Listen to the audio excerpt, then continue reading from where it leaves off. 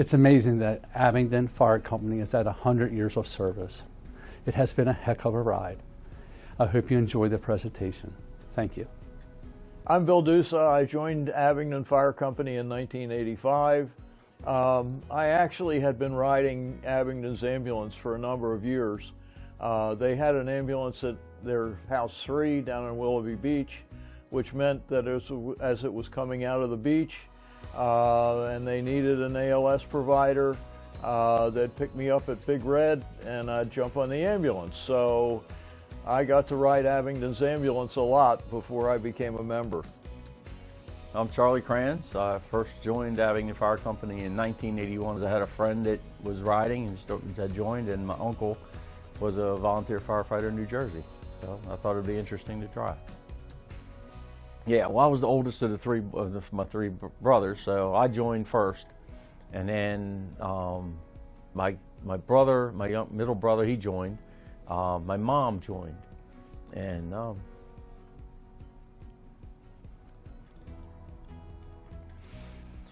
Mom joined and took EMT and IV tech, so she drove the ambulance, rode the ambulance a lot, and for quite a few years.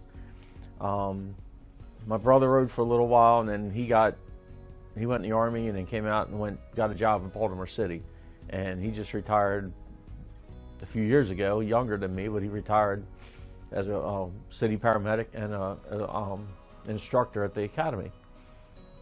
Mom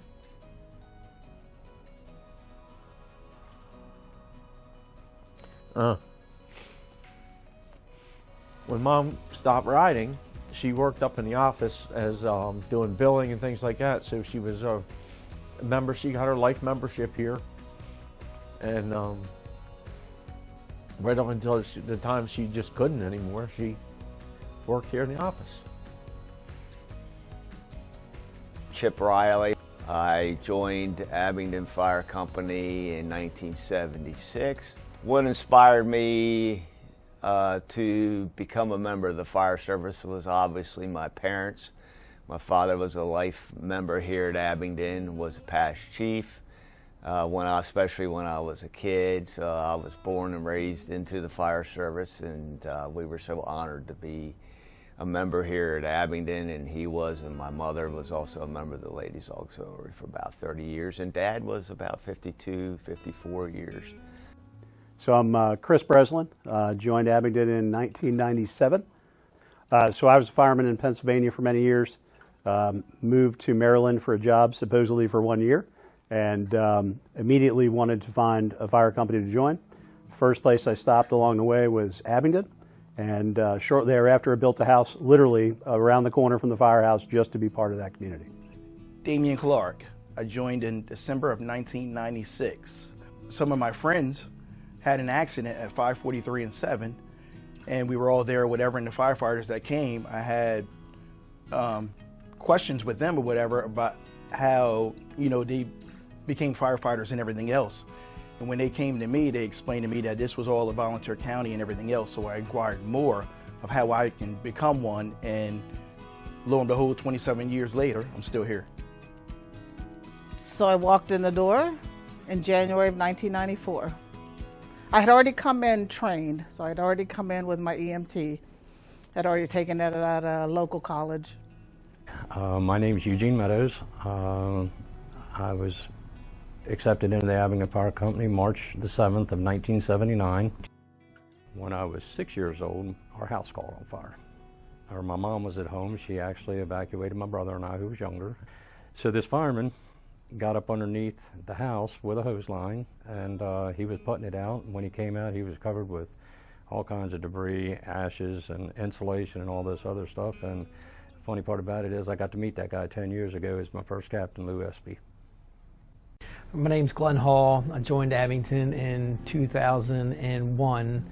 A bunch of my friends that were at our wedding were in the fire department, and they all talked to me about it. And I went down and watched one night what they did and saw all the stuff that they do, and I was like, that looks pretty interesting, and I think I'd like to try to do it. So I'm Howard McComas III. I officially joined the fire company in December of 1959. Just as a young kid, that was, I guess, the excitement in Abingdon. You either hung out at the firehouse or Davis's garage. So my name's Jamie Taylor, and I joined Abingdon Fire Company originally in September of 1997. Originally I was in pre-med, and then life circumstances happened. I knew that I still wanted to provide care to patients and get into the medical field. So my best friend at the time, Tim Hamilton, suggested I become an EMT. My name is Roy Mitchell. I became a probationary member in December of 1969. And we hung around the fire station. My dad was a volunteer fireman, had several friends, like Howard, who was a member. So back then it was the thing that you wanted to do, was get into the fire department and be a volunteer fireman. They allowed me to respond by somebody driving me in a vehicle to woods fires and grass fires earlier before that, and allowed me to put on an Indian tank and help as a kid. I'm Joe Tolliver. I joined the fire company in 1975. Well, the fire company needed help and the community needed help, and I had the ability to help man the station to give them the help other people needed. Hi, I'm Ruth Tolliver. I joined Abingdon Fire Company in 1978. My husband Joe had joined a few years before that with my brother, who was Dale Pennington, had asked Joe to join, and Joe was never home because Joe was going to class, going to fire call, going to class, going to fire calls. So after my son was born, I decided if my children were ever going to see their father, the only way they were going to see him is if we went to the firehouse. So I put all the kids in the car, two of them, Angel and Joey, put them in the car, and we came to join the fire company. I joined the auxiliary, and so that way we could see Joe on a regular basis. You just volunteer. That's what I say. Most of us just volunteer because, especially the people who've been here the longest, because you are just here for your community. You're not here for yourself. You're not here about what's best for me. You're here about what's best for your community. My name is Ken Vanderweel. I joined the fire service 46 years ago in June of 1978. I have joined here in January of 1989, and I have 35 and a half years here of service here at Abingdon now. It's been fun. If you enjoy this, if you enjoy what you're doing, it's been good. So it's been a good 46 years for me. I've enjoyed it. I've enjoyed the 46, or I wouldn't be here. Michael Crockett. I joined Abingdon Fire Company in October of 1990. Well, actually, I retired from the military. Then about a year later, kind of missed the involvement with the community, emergency responses, that sort of thing. And Abingdon Fire Company was looking for volunteers at the time, so I figured to come and try it out. Fire company was very small at that time. We only took in like about maybe 5 or 6 members a year. Of those that joined when I did, I'm the only one left. We were family. Everybody looked out for each other. My name's Mike Stanford. I joined Abingdon Fire Company in 1986. My little brother Bubba, he joined when he was 16, and he became a career firefighter. And they were needing drivers, and I had a B license, so he conned me into joining. I went and I met with Tom Schultz, the chief, and I thought I was just going to drive. The way he looks at you sometimes, he just looked at me and goes, yeah. Well, it was a year or so before I got to drive, but I had a lot of fun doing the firefighting stuff. My name's Noah Dotson. I've been with Abingdon roughly 3.5 years now. I know a couple members that were here, and just wanted to make a difference in the community. My name is Rick Hampton. I joined the fire company in 1986. When I was young, I used to watch Emergency One. And so when I turned 16 is when I joined. My name is Rob Glassman. Been here since 2001. I moved to Edgewood, down in Willoughby Beach, right across the street from the firehouse there. I met a couple guys from the Willoughby Beach station. They had asked me to, think about joining, and things like that. And then I found out that one of my friends from Bel Air, Steve Spicknell, was down here, and he was the captain here at House 1. So I came up here and I joined. Stacy Franz. I joined Abingdon Fire Company in March in 1995. I've always wanted to do it since I was a little girl, so I finally had an opportunity to do it after I got out of high school. So I was proud to be a member of this department and still am. My name's Steve Pennington, and I joined Abingdon Fire Company when I was about 16 years old, which means that was about 43 years ago. Well, I think mainly my father joined the fire company when I was a little kid, and then, you know, being around the firehouse and seeing all the exciting stuff that was going on. It's every kid's dream to be a fireman or ride a fire truck. That my family was a part of this, and I wanted to follow in my father's footsteps and be a part of it as well. I'm Steve Sines. I originally joined in 1983. I was 16 years old. I came up and applied on my 16th birthday.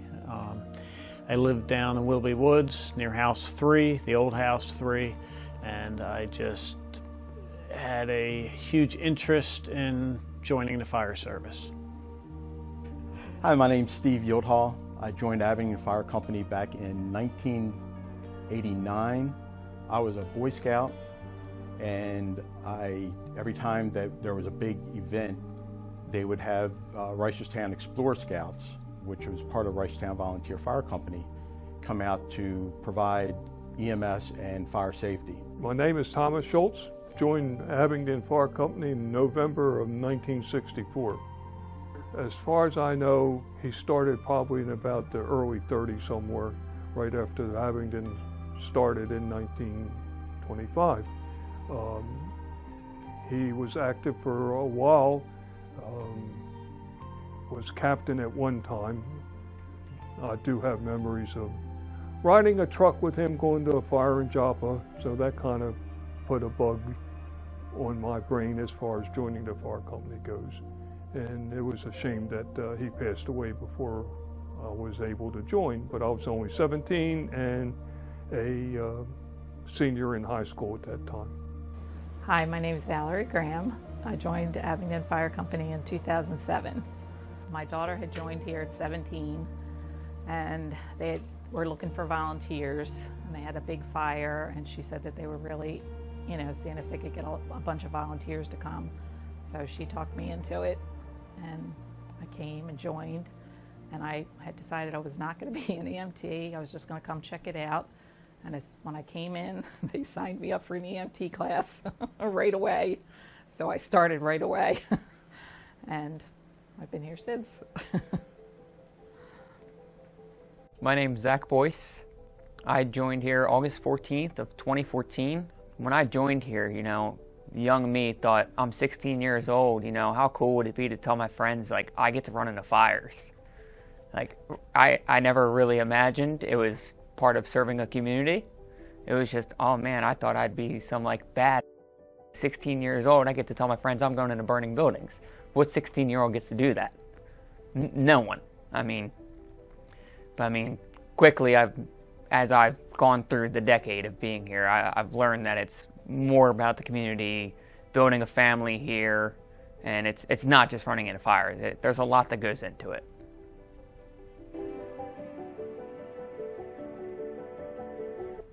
Right then, I kind of knew that I would like it. It was loud, it was energetic, it was fun. I'm still here after all these years, so it's been pretty interesting. Get to see exciting things, not so exciting things, and meet all kinds of different people on their best and worst days. So it's been real interesting.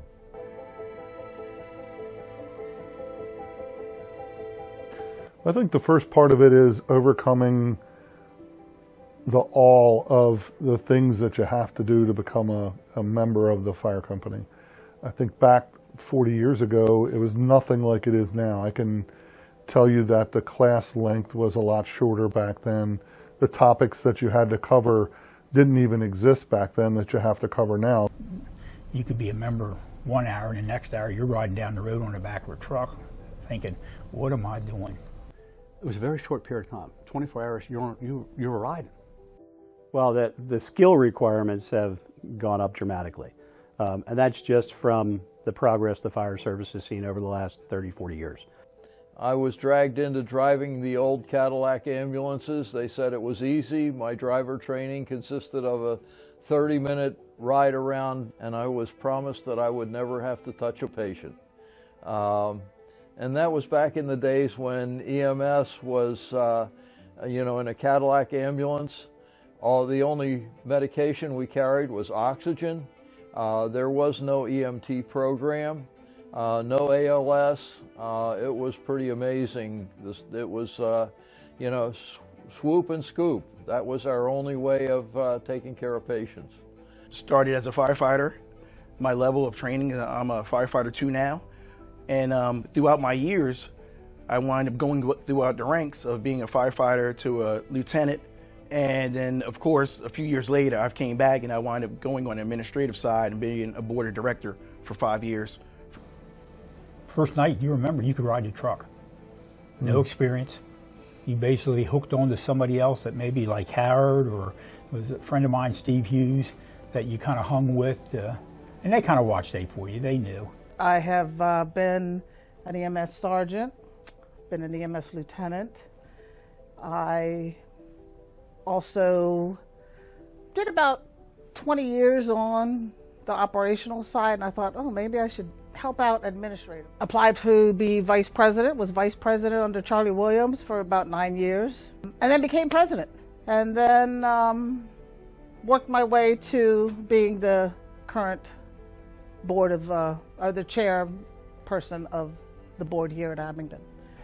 Well, you had the old MIFRE program, basic, and then you went on to tactics, special fires, pumps, and they gave you your, what that little triangle patch is, it's on the table out there, that was your advanced fireman. Yeah. Tom said there's a process, and eventually you will be able to drive the engine and the other equipment, but you need to be trained on that first. First, you become a firefighter.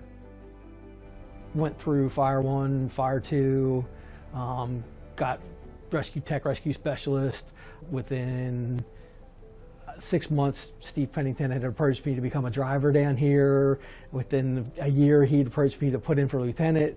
So I followed that right along, became lieutenant.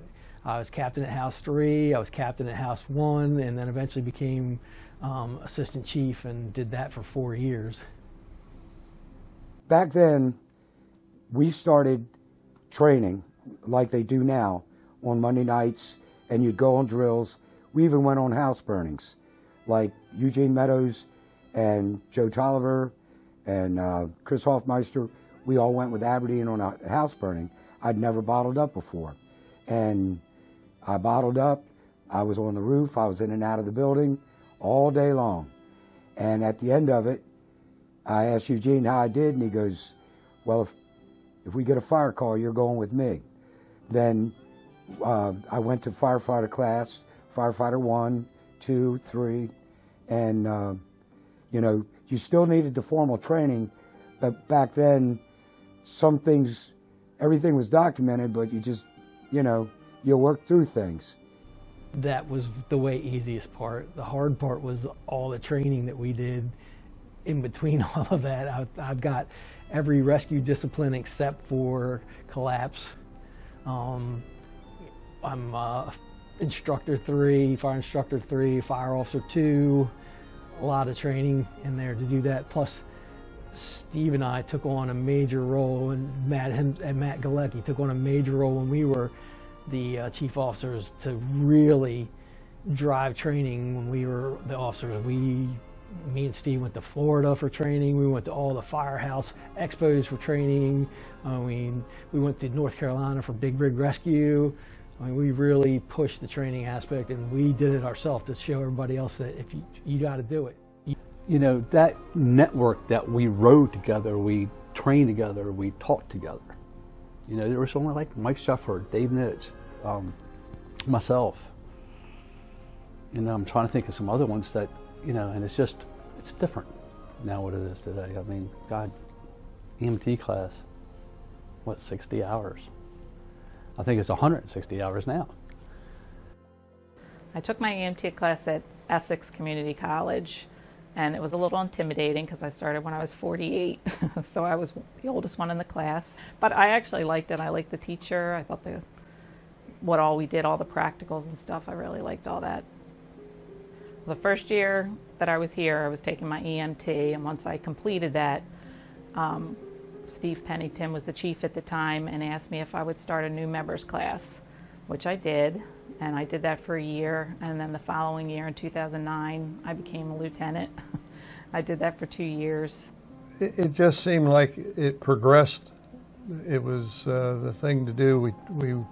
We took all the training classes and progressed up in the ranks, working through the line officers. I was not that interested in administrative part of it. I was more interested in the firefighting and rescue part. So I went through all the training classes of the basic and advanced firemanship, basic and advanced first aid, basic and advanced rescue, officers training class, and eventually worked up to ran for assistant chief and was assistant chief under Dick Sewell and then Charles Raleigh for a total, I think, of 4 or 5 years, late 60s, early 70s. I mean, realistically, your longest training you're ever going to have to do is your Fire 1 or your EMT. I've gone through both. Fire 1, you're looking at 4 or 5 months of your time being taken up just to get the general basics to be able to do this. Same with your EMT. I just took it. It's 205 hours now. I sat in class from January to May. It's 5 months. It is a long time. And, it's 3 nights a week, Saturdays all day pretty much. It was a long class. But, to be able to do this one time, and that's all you have to do is just do this class one time, and then you can just continue to serve your community, why not? And, sure, there's a bunch of other classes. I have my Fire 1, my Fire 2, my Site Ops, Rescue Tech, all that. Those are just add-ons. You don't have to take them. So if you really just wanted to come and be a firefighter, take your Fire 1. That's all you need. You don't have to do all these extra classes. Yes, the extra classes do help you, especially because we do run a majority corridor of 95. You're going to have a lot of accidents. It's good to know how these cars on our roadway function, how to disassemble them, the fastest ways, the easiest ways. If you wanted to stay up with what was going on, you needed to be in the class. The commitment to time, because there's so much more that you can do, so much more to learn, and the advancement in technology and patient care is so much more advanced. Even with the firefighting, it's more involved now because of the technology and things.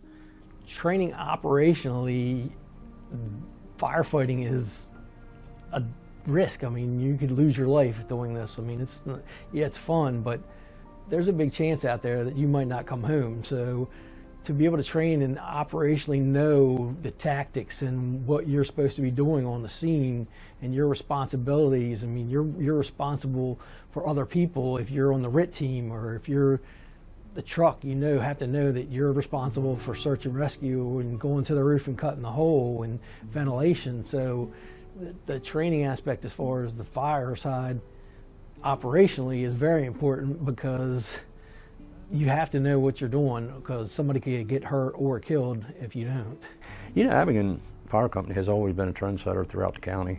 They always had higher standards for their officers and things like that. And if you wanted to, advance up the ranks and everything, you had to take all the training. So, so there was a little bit of initiative there, to continue with it. Never stop training, because you can always teach somebody something when you're here in the station. I was happy being just a fireman, but then when I had joined Abingdon and I was here during the daytime hours because I worked midnight shift, there were needs. We needed drivers for ambulances, so I started driving the ambulance. Well, then there were some times where I ended up on scene for a while by myself before a provider showed up. So I felt the need to have better training for myself to help somebody before somebody else of a higher level of training could get there to take over. So I took EMR, and then that turned into EMT. And you know, I enjoyed riding the ambulance. And then there was a need for an officer. So I believe Steve Pennington was chief and talked to me about going down to House 3 to be a lieutenant because there was a need there and an opening. And he felt that I could handle that position down there. You just turn around and it's there. And now all of a sudden you're the only one sitting at the front table. So you and the other chief officers and the president, and it's just you, and it just seems to sneak up on you. It's not just about the color of a helmet. There's a job that goes with it, and that job can be difficult at times. It's never been about the helmet. I could really care less that I was a chief. When you're the person that is in charge, then you're responsible for all of those people on that scene. And it's scary sometimes, especially when something goes wrong.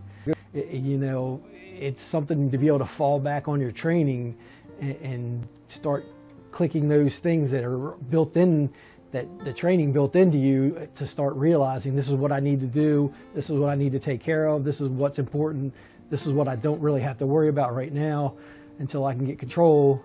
Then I can go back and worry about that. So that leadership-wise, that's really important.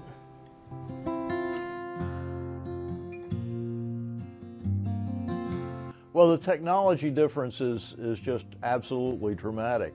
The old ambulances, we only had oxygen as a medication. One of the advantages of riding around in the old Cadillacs was when we did CPR, you could put your back against the ceiling and do compressions. It was really neat. But back then, we didn't have anything like the Lucas devices. Actually, originally, we didn't carry cardiac monitors or anything like that. Actually, one of the big changes has been the yearly updates of protocols. Now we carry between 20 and 30 drugs, and every year we have to go through a recertification and update those medications on our list and make sure that we know how to administer them.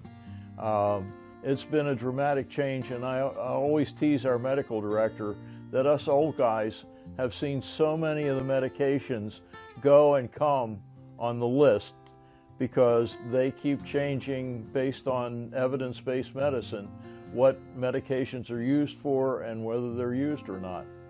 Technology has made a huge difference. When I started, as you've heard probably many times, back in the day, when you had to lift patients with the stretcher, lift the wheels up, now at the push of a button, you lift heavy patients, skinny patients of all sizes. So that has made a difference. I think that makes the difference also in the provider itself, and not being so burdened with the weight of the patients and all the equipment that we have to carry. Is our hand-free pads that we have, because we used to have the really cool paddles, which I do miss because they were awesome. But I like the hand-free pads because that freed us up to be able to do other things during a cardiac arrest situation or a cardiac event situation, because they were stuck there and we could do whatever, and then we could go about starting IVs or doing everything else. The EKGs, just to monitor themselves, from a little box with great big paddles like you saw on the TV show Emergency or something like that, to now it's a monitor with, you can see all the different rhythms and things. They had the old brown telemetry that they used to use, the old brown box, the old EMRC radio, and today, I mean, even our radios that we had, they only had 2 channels on them. There was one portable, there was one for the officer, and one in the back for one person. And to see all that come about, now we've got, you can talk to anybody from here to California or the world as long as the repeaters and the computer's up. Yeah, a lot of changes. Now, it used to be that if we had a cardiac arrest, we grabbed the patient and ran to the hospital. Now we stay and do everything we can for the patient, which is basically the same stuff that the hospital does, and we can actually pronounce the patient on the scene and reduce the risk to the patient and to the public by not running to the hospital emergency with somebody who's probably not going to survive in any case. We had the old silver Furnos. We always lifted up by hand, got lifted with the knees, not with the back. I remember that in '95. And now last year, as I'm looking at these ambulances now, we've got these self-loading ambulances. All you got to do is press a button to bring the wheel down and lock it in, press the button up, and then put the reel up and it loads itself in. Community paramedicine now is making its way into EMS, which means we stay on scene longer because we're now, considered clinicians, and we deliver definitive care, so we can actually take the time to stabilize the patient and do our job before taking them to the hospital, which ultimately leads to better outcomes. Technology as in computer, where before we had to stubby pencil everything, write it all down with a pen and pencil, or pencil and paper, and as opposed to now, carrying iPads on the units, and to be able to transmit that information right from the scene, right at the patient's home or bedside, able to transmit on the radio and get that information right over to the hospital, whether it be from a life pack, all the EKG and vitals and everything goes directly to the hospital. It happens lickety split, like within minutes we can get the information that's needed so that when we get to the hospital, they're prepared for us, ready for us. The Lucas, even though the patient has to fit within certain parameters, the Lucas, number one, made it safer, for providers in the back of the ambulance because somebody didn't have to stand up and manually do CPR. But the Lucas is accurately doing CPR the same way every single time to make sure that it's delivering high quality CPR for that patient, which yielded better outcomes. Plus it freed up a provider to do other things, that we needed in the back of the ambulance. So when I joined, most of the construction of the buildings was what they call a Type 5 ordinary, which is a very well-constructed building. We've moved to lightweight truss. We've moved to lightweight construction. So basically houses nowadays and everything in them is pretty much plastic wrapped in gasoline. Very highly combustible fuels. The burn rate, there used to be something in the fire service called the 20-minute rule. If you weren't making progress in 20 minutes, you kind of reassessed at that point. That time frame is now 2 to 3 minutes because of how rapidly everything in a house burns, the temperatures they ignite at. So the gear's gotten more progressed and more technologically stable to defend firefighters. All the equipment that we use has had to be upgraded, and with that comes a greater learning curve to work on those things. So while the training has gone up, it's equally important for survival to learn it. So yes, back in the day, the classes might have been shorter, but people took a lot of them. So, there's an expression that says a jack of all trades is a master of one. Well, the actual expression is a jack of all trades is a master of none, but always better than a master of one. So a fireman's actually become quite jack of all trades. Well, from the older buildings, depending on when they were constructed, of course, the fire codes the buildings and everything are very outdated and everything else. Everything that's coming in new construction now, we would love that because everything would be up to date, sprinklers, everything else. And even if it happens to be possibly any type of emergency fire, etc., in that building, it would suppress the fire and everything else before we get there. And in the long term, it would wind up saving firefighter lives. There were a lot of differences back in those days. Number one, there weren't as many laws and rules that affect us. I don't know if OSHA existed back then or MOSHA existed back then, but I can tell you it exists now, and it has driven why and how we do things. If you really think about Abingdon in 100 years, and we think about where the members that were before us and what they did to get us to where we are today, it's unbelievable. And they went to the firehouse, right? The fire whistle blew, somebody needed help. That's all that matters. It's all it should matter. Communications, as far as the learning, has come so far from the first pager I had that looked like a big brick on my hip that just basically went off and told you that there's a call, to the ones that we have now that are basically mini radios that you can change talk groups and listen to different things that go on. We used to do what I consider now some pretty dumb things, going into burning buildings, especially without breathing apparatus. You'd go in, you'd knock the fire as best you could and run for a window to get some fresh air. And I saw things progress. one of I think the biggest improvement that we had during that time when I first got in 59 and early 60s, our breathing apparatus was a Chemox mask, and that had a canister that was inserted and then had two lungs like on each side, and you'd go in a building with that, and that only lasted, I don't know, 15 minutes or less.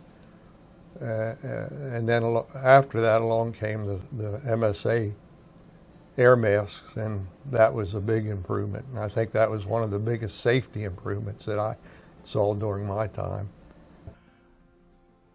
When I first started, for instance, our SCBA bottles, we had the old MSAs, and we had the nozzle tube that extended from the mask.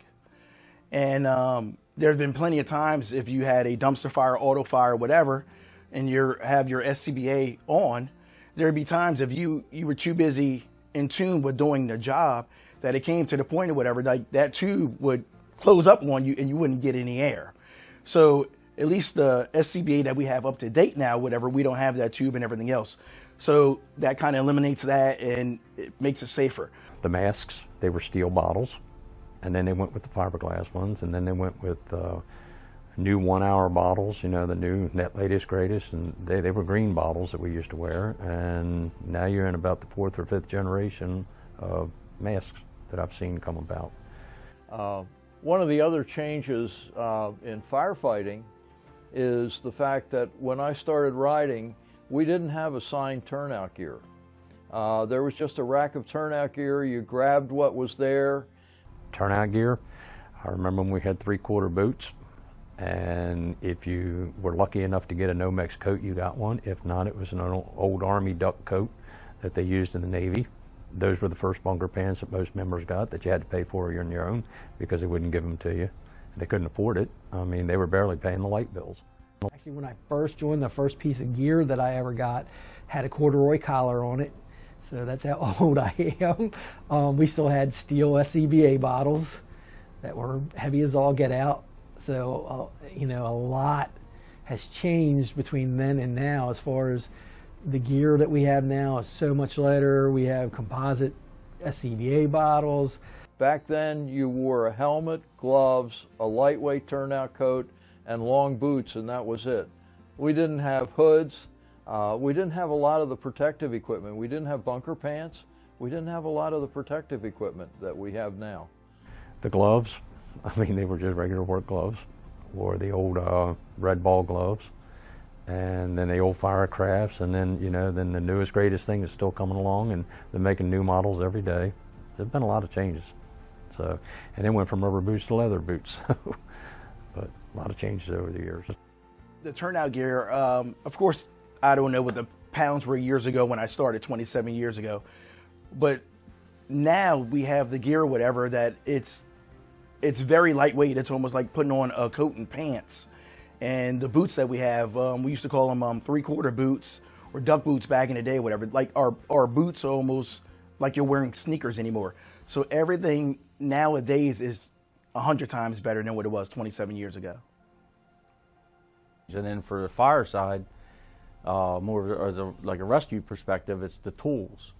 We went from the great big heavy hydraulic tools to now we have battery powered tools that do the same job, and it's more efficient, more easier to get to the person or get to where we got to go.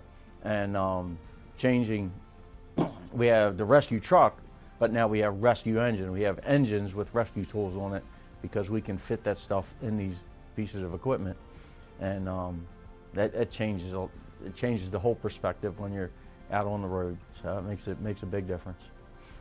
Well, back then we didn't have the porta power. We had porta powers. We didn't have the Hearst tool till later on, and everything was really done by hand. Where nowadays, okay, you've got other electrical equipment that you can use to do what needs to be done. And if you're on a PI, you ended up taking chains and wrapping around the dash and stuff, and come along and strapping it to the front of the vehicle on the frame and ratchet the dash from the patient if they were pinned by the dash. But now you got the hearse tools, and you can snip here, snip there, and the work's a whole lot easier. Probably a thermal imaging camera was probably one of the most technologically advanced things that came along during my career. The first one was about the size of a howitzer, so it was actually a talisman, and it was about yay big, and it looked like a loaf of bread. And now they're very micro, sometimes inside a mast, handheld. That technology has grown. The only way they could buy equipment was to have some kind of fundraising event. So the auxiliary was a big part of raising money to buy things. Like when they had the train accident, they didn't have jacks to raise the trains at the time. So after the accident, then the fire company wanted to buy the jacks to raise the trains. So the auxiliary raised the money, and that, you know, got them the equipment that they needed. But that also benefits the community because they now have the equipment that they need because of what the auxiliary did or what we did. So that's how we help support the fire company and the community by, fundraising. And we were really big into fundraising back then.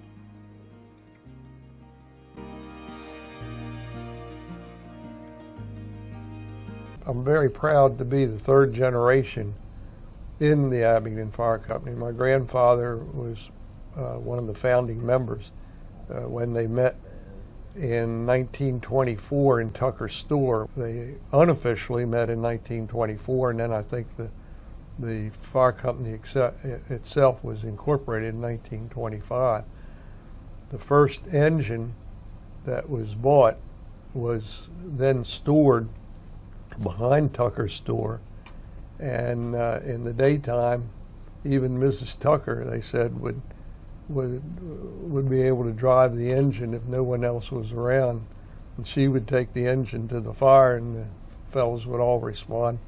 I was never around when there was a horse around Abingdon, and I don't ever remember a story of the firehouse where there was a place where horses were kept, and you pushed the wagon out and attached it to the horse. First real engine, I can't say the 56 Mac, I think is what we bought. I remember we were drilling on a Sunday afternoon, and we only had two places to go to drill with hydrants in our area. One was at Edgewood High School, the other one was Beta Shoe Company. So we were at Edgewood High School drilling with Old 41. That was the 1940 Mac. And Sidney Valsic was an officer back then, and he decided to put 600 gallons of water in a 500-gallon tank, and he blew the tank on Old 41. This new international pickup truck, and had the radio inside, and didn't have the markings like they do today, but and he would get a fire call, and I get to go. And man, yeah, as a 10-year-old, you talk about excitement and giddy, and oh yeah, man, as long as I stayed in the truck, I couldn't go anywhere, but I don't think you can do that today. My first piece of equipment I learned to drive on was engine 43. That was out of Abingdon. That was one of those where you double clutch, no power steering. And Howard and a few other ones showed me the operation of the pump and how to hook up to a hydrant. And now I was asking questions. I remember one of the drivers, Bobby Hunt, and I said, Bobby, how much pressure do you put on the hose so these guys know? And he says, well, when you're looking out there on the line, if you see the guy flapping, you know you got too much pressure, turn it down. The first ladder truck we had bought a used ladder truck from Bel Air, one of our neighbor fire companies, and it was a tower, so it had a bucket. And I can remember, some circumstances where sometimes people didn't pay attention to the bucket that sticks out in front of the truck, and sometimes it hit a sign or a tree or whatever.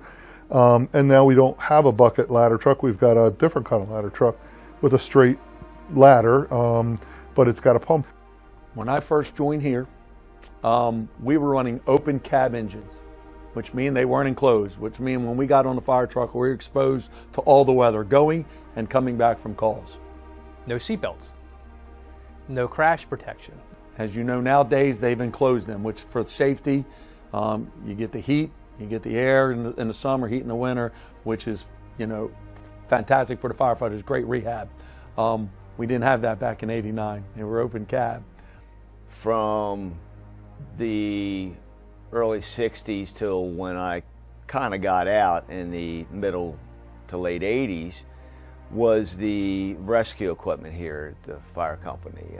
Abingdon at the time had the big mammoth rescue truck. We didn't have anything here per se. We had a small, I believe it was a Dodge, like workman or handyman's van type thing. It was nothing but ropes and pulleys, but I saw it evolve from then in the early 70s to when I left in the middle 80s. We had a big Ford diesel, pretty good size truck that carried Hearst tools and your different equipment that you have today. Probably the biggest thing is, we talk about apparatus numbers. We had 43, which then became 413, and 41, which was 411. We had 421, which was an old tanker, right?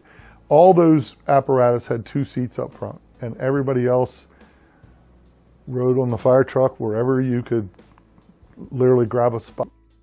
The electronics, you know, that help you do your job as a pump operator, or just being able to figure out simple mechanical things that may be wrong with the unit. Everything from engines to transmissions to, you know, how they steer, you know, has changed over the years. I saw it all happen.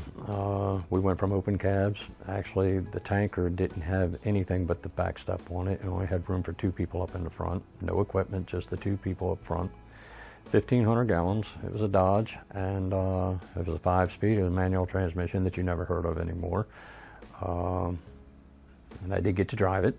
So, but from riding on the back step to watching them go to enclosed cabs, and actually it wasn't even the enclosed cabs. There was just the bucket seats up in there, you know, with the old Seagraves that we had, and you know, then all the bells and whistles, all the electronics and all the telemetry that's on the equipment today that they can tell you even when you hit the brake real hard for some reason.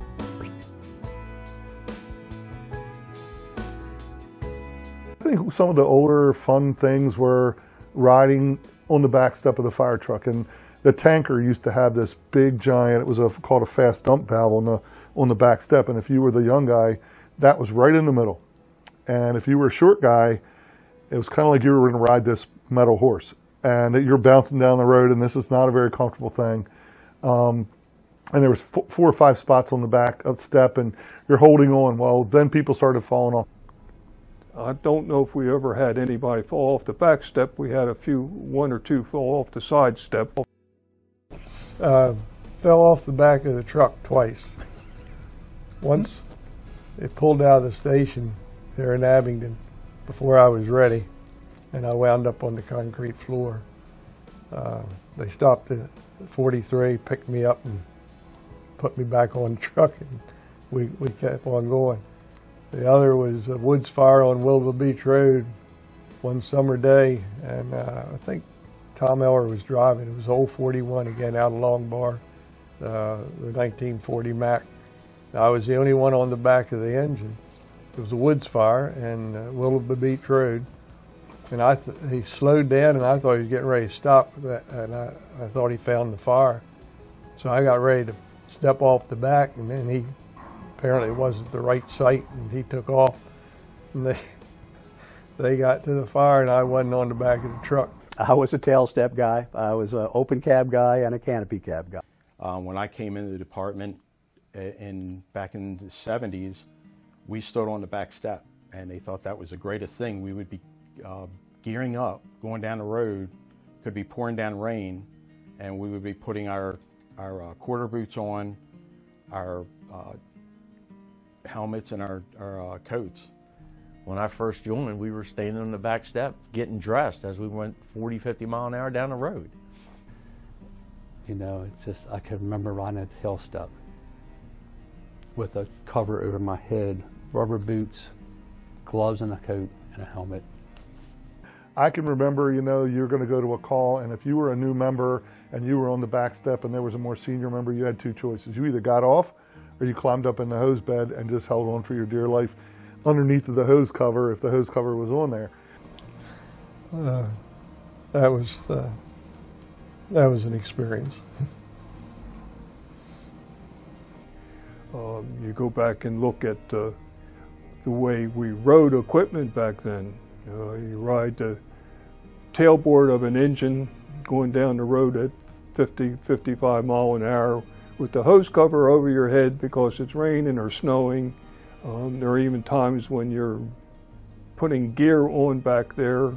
I'm surprised we're all still living.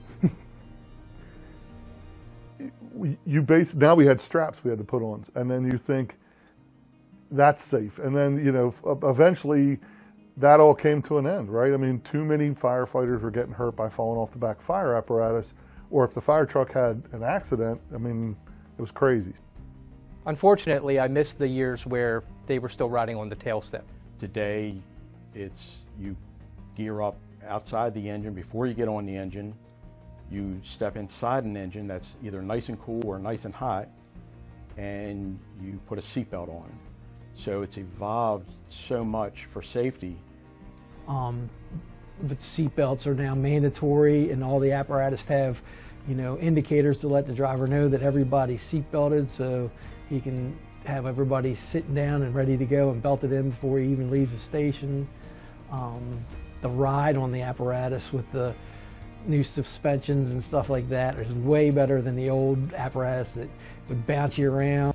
That's some of the most significant stuff, is just the excitement of getting the stuff on and jumping on the equipment and heading out the door, no matter what the call. But a lot has changed as far as safety-wise. I think it's probably one of the biggest improvements that has been made since I've first started.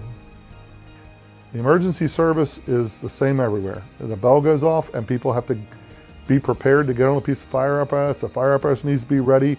Got to have the right tools on the fire apparatus or the ambulance, and you got to get out the door and go solve the problem. And the next thing is getting everybody home safe. The prices have just jumped up. We are honestly right now looking to replace our rescue truck, and we're looking at $2.5 million to replace that. Where back when I joined in '89, we were buying fire trucks for a couple $100,000.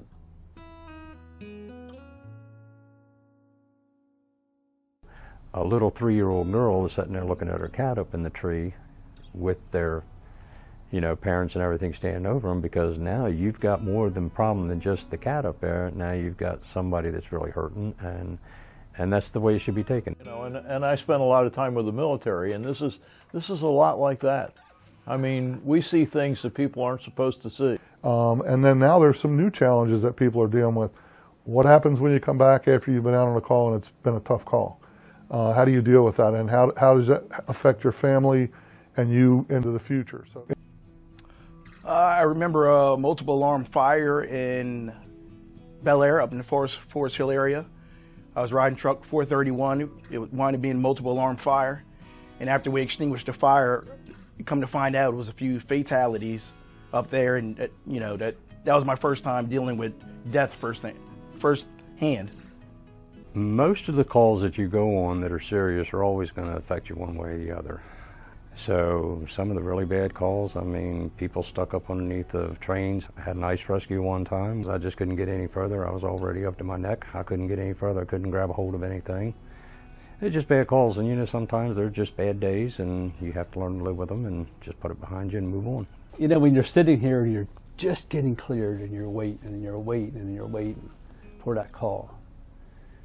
And then the bells drop, and it's the Amtrak disaster. I will never forget it. I drove into the bus accident on northbound 95 where the school bus full of kids flipped over on the side. Leaving that scene, I was like, holy crap, did I do anything? Was I good? And I think probably one of the best things that happened for me was the first person I run into was Steve Pennington. And then the first thing he said was, you were really good on the radio and you did a good job requesting that equipment and what they needed for that scene. We can go back a few years ago. We had 2 sheriffs killed right in our own area. You will never forget that call. Something that stands out is the day that Pat and Mark got shot. It's probably the worst call I've ever had to be in charge of. And to try to keep myself together and keep everybody else together. Right? You need to keep it together till after. Then after, you can have your emergency, right? During is not a good time. So, because, you know, there really is no 911 for us. And in 2015, my mom's house burned down. And it was in Perryman. I'm home cooking my wife Valentine's Day dinner. The pager went off, 310 Forge Lane. I'm like, oh my God. And I left. I drove up here and I mean, it's rocking. I totally lost it. You know, I couldn't even think. And, you know, I remember laying in the front yard with my hands over my face, and Steve Hens came to me and tapped me on the back. And, you know, it's really, you know, it's everybody's emergency until it's your own. And now I relate to everything differently. Now that I've experienced that type of emergency when I lost a home, you give a different perspective to that person who's in trouble. You treat them differently because you know what it feels like. When we were at the top of Otter Point Hill at Abingdon Road, Route 40, when we got a call for a trailer fire at Hale's Trailer Park. And we turned around immediately, of course, did a U-turn, responded, and the trailer was off. I threw a mask on. I think it took a booster in through the front, worked my way to the back, and there were 2 kids in the back, and we couldn't save them. That was probably the most tragic fire, and it sticks in my memory today. That we couldn't get there in time, yet we were just about within a mile when they alerted us.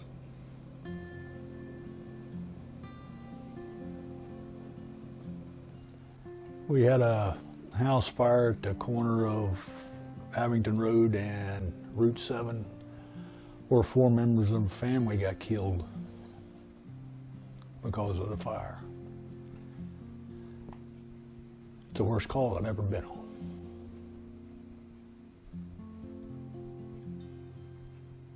We had a 2-alarm house fire in Joppa. Actually, the lady set the house on fire herself.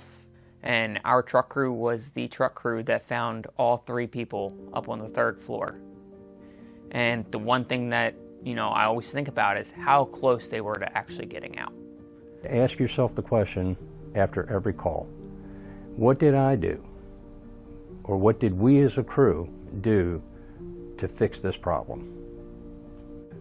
You guys were willing to kind of do what it took to solve the problem, and I think that speaks volumes of who we are as an emergency services, right?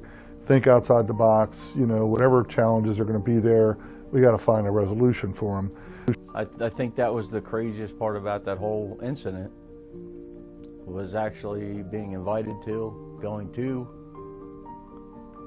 the funeral, and the family being thankful for what we did. And believe it or not, there's more good than bad. The bad weighs heavily on you, but when you have the good, it carries you through the bad. One particular incident, extremely bad, was a house fire on Philadelphia Road, the Shropshire fire. There were a total of 5 fatalities in that fire. That's probably the worst thing I've ever been on, but it's also a part of what the service is all about. And you can't really let it get to you. Yes, it does bother me, as some people are well aware, but you know, you try not to think about it a whole lot. You gave the people, the citizens that we serve, the best care that was possible. Do my job, right? And I teach that now. Like, I teach in the academies now for DES. So, and one of the things we talk about is peer support and things like that, SISM. And I always tell people your job comes first, right? Somebody called you because they're having an emergency. That is not the time for you to have one. The food market in Edgewood was on fire. We were in gear with SCBAs on, crawling in the aisleway towards where we thought the fire was going, and we had canned goods exploding all around us. So yeah, that can tell you how hot it was. So that was a scary thing.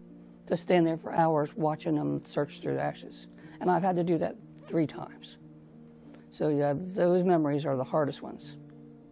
A lot of happy memories as well, but you know, sometimes the hard ones kind of stick with you. And his wife was like, why are you leaving me? You know, she's like kneeling there, and normally calls don't bother me, you know, but given the time of the year and the suddenness of the call, and obviously, you know, her reaction and the family started to arrive, that weighed on me a little bit.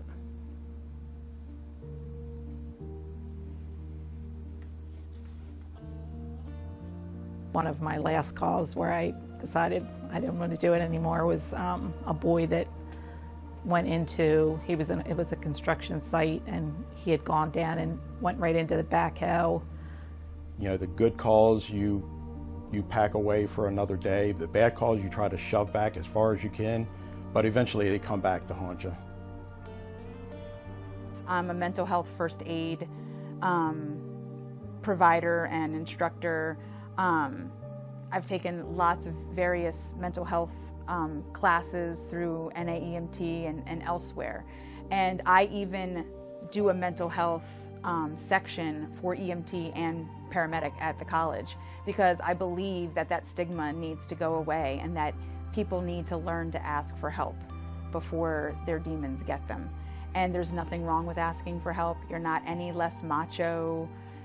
We do need 911 for us. I would like to see them treat everybody as they wanted their own family to be treated. Obviously, one of the calls that comes to mind right away is the call when my wife collapsed. Unfortunately, by the time it was all over with, I lost my maid of 28 years. So that obviously is a very stressful call that's, you know, just etched in my memory. You know, our life was the fire service, and we spent 28 years together as EMS leaders here at Abingdon, in the county, and in the state. So it was, you know, it was a great time.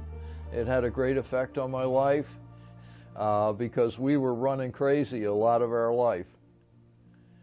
Think back to the day when it was Doosa and Doosa. There's so many jokes circulating around that there'd be a call for here, there, and the other. And that's when they, of course, announced who was responding and how many calls was saved at the last minute, be it Abingdon or Joppa, Doosa and Doosa responding. You know, that was the standard part of the call almost for a while. So. And it scared me, but I had to keep going though. Linda Doosa came up. Love that lady. Said I did a good job with it, but she's always backed me when I was at House 3 with trying to do EMS. Every time I had a question, she was always trying to answer it and help me out. I loved riding with her and Bill, and they were great together, and if I had any questions, she was right on top of it, and she worked with me. Her and Bill always worked with me on the medic unit, and I love it.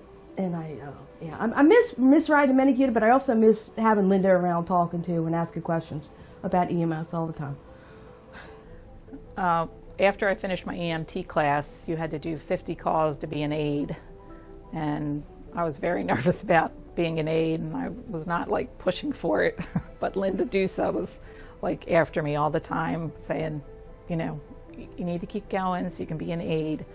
And one day she came into the bay and she said, okay, you're cleared as an aide. And I was like, I am? I was like, oh no. But the brothers and sisters that we've lost over the years, working with all of them, you know, the Charlie Rileys, the Linda Doosas, Lou, Steve Strawbridge, you know, they showed us so much, and they shared their knowledge not only about the company and about themselves, but also the state in different ways. And they were big losses to the company but it was also, it happens, and it hurts, but it happens, and you just hope that what they their knowledge that they shared, that somebody around the company picked that up and ran with it.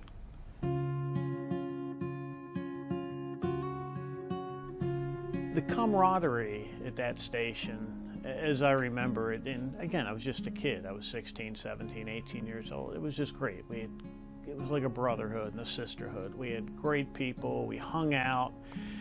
We would watch videos or play Trivial Pursuit or order dinner in. And it wasn't just a fire company, but it was a brotherhood. So there's pranks that you pull.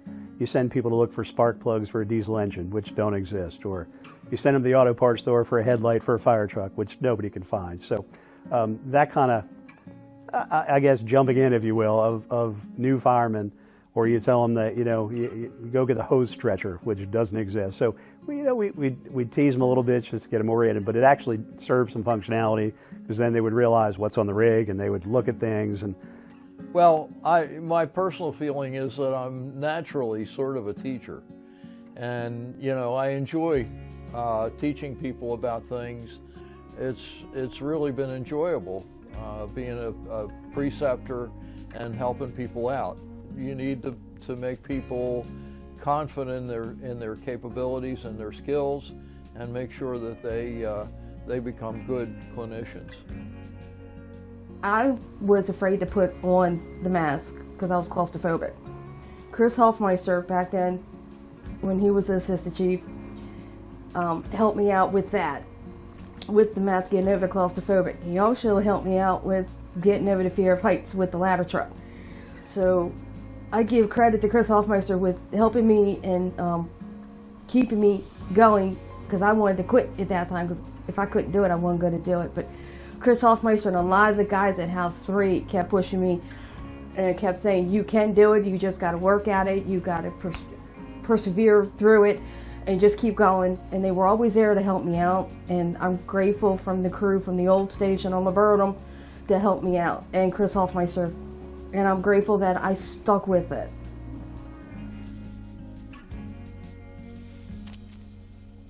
It's like your own family. You don't have, it's not just a team where you go, play football or baseball or something like that, and you leave and whatever. This, to me, is a little more as a family, and you look out for each other, and you make sure everybody's okay, everybody goes home safe, and just, and then when you go home, you get ready to do it again the next time. So you show up and do it all over again. And like I said, we don't always get along, but that's what family does. I don't know any family that everybody gets along 100% of the time, especially a place like this. It's crazy, but yeah, we love to hate each other and hate to love each other. So delegating job duties through your crew, because at the end of the day, you all are one crew and you're there to perform a task together. You really have to have it in your heart to want to be here, because there is a lot of sacrifices. I think this fire company has always been known to work as a team, and sometimes you might not really agree with what the other person's saying, but at the end of the day, you got to shake hands and say we agree to disagree, and whoever the highest rank is makes the final call.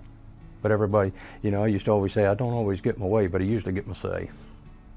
I mean, it's always nice, to see students or even new EMTs come on, and then you're working with them to get them cleared on the ambulance or to review stuff with them, and then they have that aha moment where it clicks. And to see that facial expression on them, and to see that they thought they had it before, but when they really have it and that clicks and they have that aha moment, you can just tell. And then that excitement, gives me excitement too, because, that's what we're here for, is to groom the next generation and, to grow the volunteers and to make them better and to make them future leaders. That's our job. Our job is that once you get to being somewhat comfortable, because you're never real comfortable with this job, is to teach the people coming into the department or into the company or into the profession how you can do better than me, and if so, then I've done the job. But you can become whatever you want. There's no reason why you can't, as long as you try and you dive into it and give it the time and the effort to move through it. Knowing that the hard work that I put in here doesn't go unnoticed, and that, you know, maybe I can be the next person to guide somebody and help them. Yes, you have to keep on keeping on. You have to remember what you're there for and why you're there. You have to take the good with the bad. It's just like, you know, a family. You have to take the good with the bad, just like you do your regular family, because we are a family here. So, and that's what we do. We support each other. We come back to the firehouse after it's all over. We hug each other.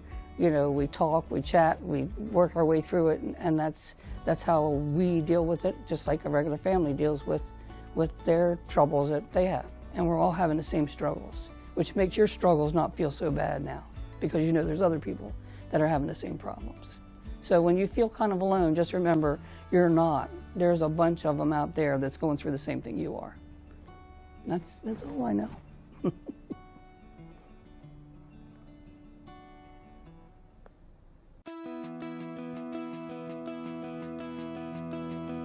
My entire life's been in the fire service. Is in December 17th of 1959. My father went on a fire call in Van Bibber. Charlie Raleigh responded on Unit 41. And it was a working house fire. And we knocked the fire down. Dispatched in, obviously wasn't 911, it wasn't invented yet. Fire headquarters called one of the units and said for Charlie Raleigh to return home. At the time, the chief was a fellow named of Dick Sewell. Everybody knows Mr. Howard McComas. It's his uncle. He had called the chief, which was Mr. Dick Sewell, and said, "Do you have a Charles Raleigh on the fire ground?" And he says, "Yes, I do." And he says, "Well, his wife is going in labor." Chief Sewell gave Charlie's car because his son was about to be born. That was Chip. Dad took the chief's car home and took Mom to the hospital. And that's how Charlie got home, and that's how Chip was born, or when Chip was born. Voila, I was born. It was a pretty neat way to kind of say your life started.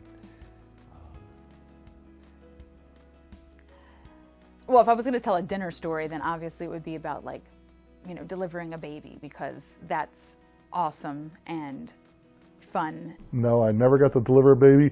It's been close a couple times, but no, I never had to deliver a baby, so I'm good with that one. I never delivered a baby. That was one of the calls I really wanted to have, but I missed that one.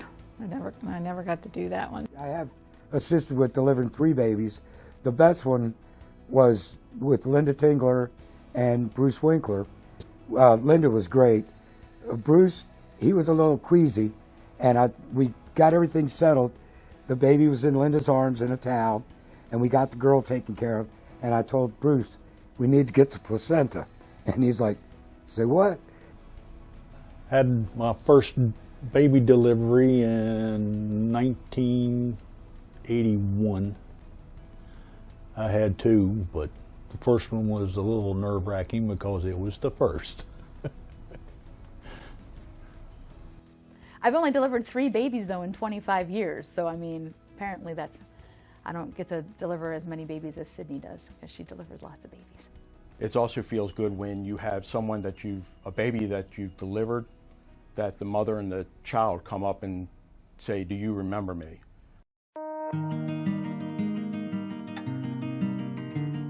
I'll start with a good one. And it goes back a ways to back when Hugh Hines and I used to play ambulance duty all the time. And we had a chest pain call. We got there as an IV unit. Went and talked to the homeowner, right? He was having chest tightness, had been cutting trees all morning. It wasn't very hot out, but that man was sweating like it was 98 degrees. So we quickly called for ALS. Linda and I responded separately in different cars. Bill and Linda were coming. We loaded the patient up into the ambulance and Hugh started an IV on him. Linda and Bill both got there, and I was actually trying to get out of driving the ambulance. Linda was going to do the transport. I was talking to the driver of the ambulance, trying to figure out how we were going to get all these vehicles in the right place.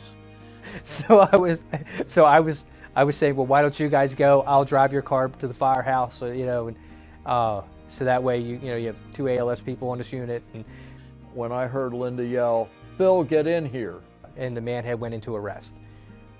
And Linda, by the time I got in the back of the ambulance, she had the paddles out and had actually done the first shock. I started to the hospital and I had turned onto Flying Point Road. We shocked the guy again. He actually immediately woke up. And I heard the man yell. Which is amazing for cardiac arrest. And Linda saying, "Sorry, but I had to shock you." And she said, "Yeah, I gave you a big dose of electricity." And then he talked the entire way to the hospital. He did fine. It was amazing. For me, that was amazing, right? That we had actually saved a life. Not maybe I was my driving, I drove good, so but I was part of the crew. So to be a part of that was an amazing feeling. Actually, we were in Panera 10 years later, and he walked over. We didn't know who he was. He walked over to the table and said, "You guys live down in Willoughby Beach, don't you?" Because you're right, a lot of times we run a lot of bad calls. We don't get a lot of good outcomes. And we said, "Yeah," and he said, "You saved my life 10 years ago." So when you do, that win means something more than, what a normal call would be. So it was, that's a very positive call. It made our Christmas that year. One call that stands out, I always laugh at is, I don't like working with kids but I showed up at a call. I was on my way home and I heard the call and I was right there. I showed up and this little girl jumped off the couch onto one of them bouncy balls and bounced off of that and landed on her neck.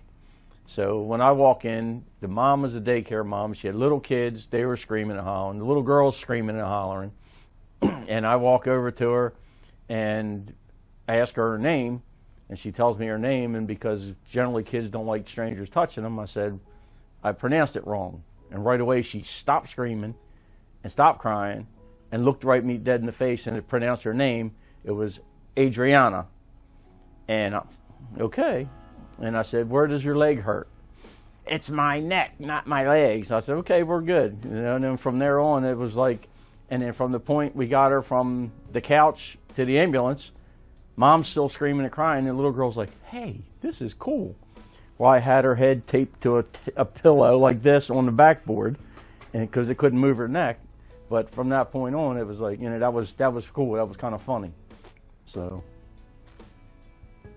I was finally released to ride the equipment. It was housed down House 2 in Long Bar Harbor, and the fire was a Joppa Magnolia box. It's a house dwelling fire, probably about 11:30 at night on a Friday night, I remember, and it was kind of raining. And we get on, we're going down. It's a working fire down on Trimble Road, and it's a dwelling fire, and it's rocking pretty good. And I am so excited. Got the mask on, and they were the old metal bottles back then. But I was so excited and didn't realize where we had stopped, or whoever was driving that night had stopped the engine. But it was right by, there was a sharp curve there, and it was right by one of these road signs that only stick up and show you the curve. And as I jumped off all excited, I kind of straddled the pole, and it kind of got me, as you can imagine, being a male in the nasty parts of a male anatomy. And I definitely hurt myself, but didn't let anybody know that. And that was my first experience of a working fire, that I was like, man. So it got much better after that. One day we get a call for parachuters, and APG was doing a drop, but they missed a drop. So we had like 7 guys hanging in trees in their parachutes, and we can't reach them with ladders, so we had old truck 431. So we took this truck, we backed it up to the trees, and we would rotate around and pick these guys out of the tree. Well, there was one guy hanging up there we couldn't reach. We were just not long enough. So me and another guy, Chris Hoffmeister, took the roof ladder, tied it to the basket of the truck to get this guy out of the tree. Now with me saying that has violated every rule you could, but we made the grab, we made the rescue, and it worked. So, you know, that's something to think about. We were on a wreck on 95, I believe 2 years ago, where a tractor trailer had rear-ended a box truck that had broke down in their lane. And he was carrying 400-pound coils of the electronics plastic, that silver stuff.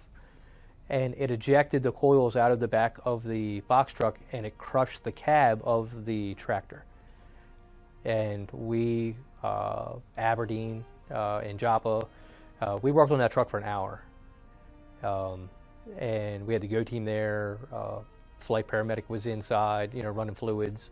Actually, Jesse started the line so we could get some fluids running. You know, everybody worked extremely well together, and to see those guys get extricated and then walk out of the hospital the next day is absolutely amazing. A lady that was terminally ill and unfortunately passed, but it wasn't known that she had passed at the time. We got there, did what we had to do, and you couldn't help but notice there was a household that had a lot of pleasant memories from the things that were on display, pictures on the mantle, that sort of thing. And noticing the husband, kind of a, shall we say, a sigh of relief that he wasn't seeing his wife suffering anymore. So you know what you do, what you have to do, and you don't let it get to you. And as things turned out, I guess it was about 3 or 4 weeks later, Edgewood High School was having their homecoming celebration or whatever it was, and we had a booth set up, and we were doing our thing, and this gentleman came up and thanked us for everything we had done that day. We hadn't really done anything, unfortunately. It was too late, but he appreciated the fact that we were there, that we tried to do things. And that really, in a way, that makes you feel good. You know, that he recognized me and a couple others, that we were the crew, and he thanked us for everything we did. And I had never experienced that before. I could tell you about calls where somebody's air went out. Mike Stanford was the chief. We pulled in and we're doing our thing. And the next thing we know, Gary Hinkle is hanging out a window. He was in the bedroom up there, and I can't remember who he was with. And he came to the window, and he was shaking his hose, but there was still fire back there. With his low pressure hose, back then the MSA had low pressure hoses, and he had it hanging, dangling out the window. Ken Vanderweel and Rick Hampton, they threw the ladder. They got him out. The other person that was in there with him, you know, was okay, you know, and that was Gary Hinkle. Things like that happen. You have equipment failures. So you've got to be smart enough and trained enough to know what to do in those situations. I can remember one time I was out on a fire call, and it was cold one night, really cold. You know, I had hot drinks and everything. And of course, you know, when you're at the fire, you guys are busy, busy, busy. I was just standing there, and all of a sudden I tried to move, and my boots were frozen to the ground because it had been raining. And so I couldn't even move because my boots were frozen. And I'm like, I can't believe these guys, how much these guys do until you actually go out there and see what they do. That just, you know, it grabs you by the heart to know how hard they're working. So any little bit that I can do to make their job better makes me feel good.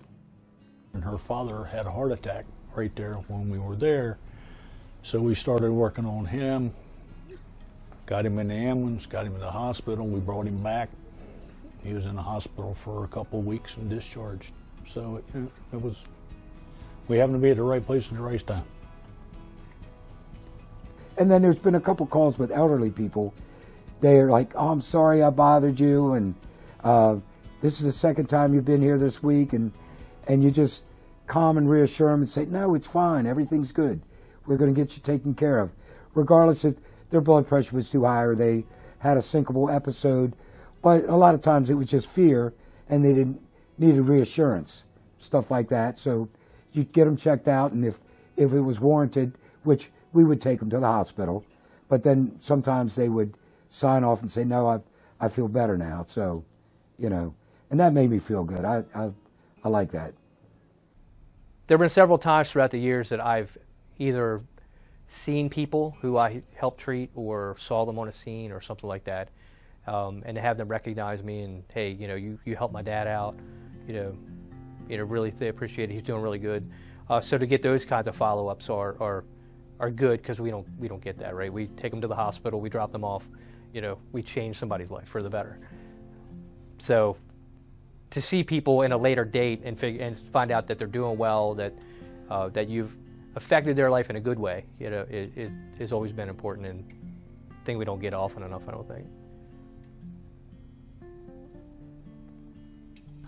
And the funny part of that call was my mother was a bit of a fire junkie, if you will, and I turned around and she had followed the fire engine to the call, and I was embarrassed. I was so mad, and I said, "Don't you ever do that again." And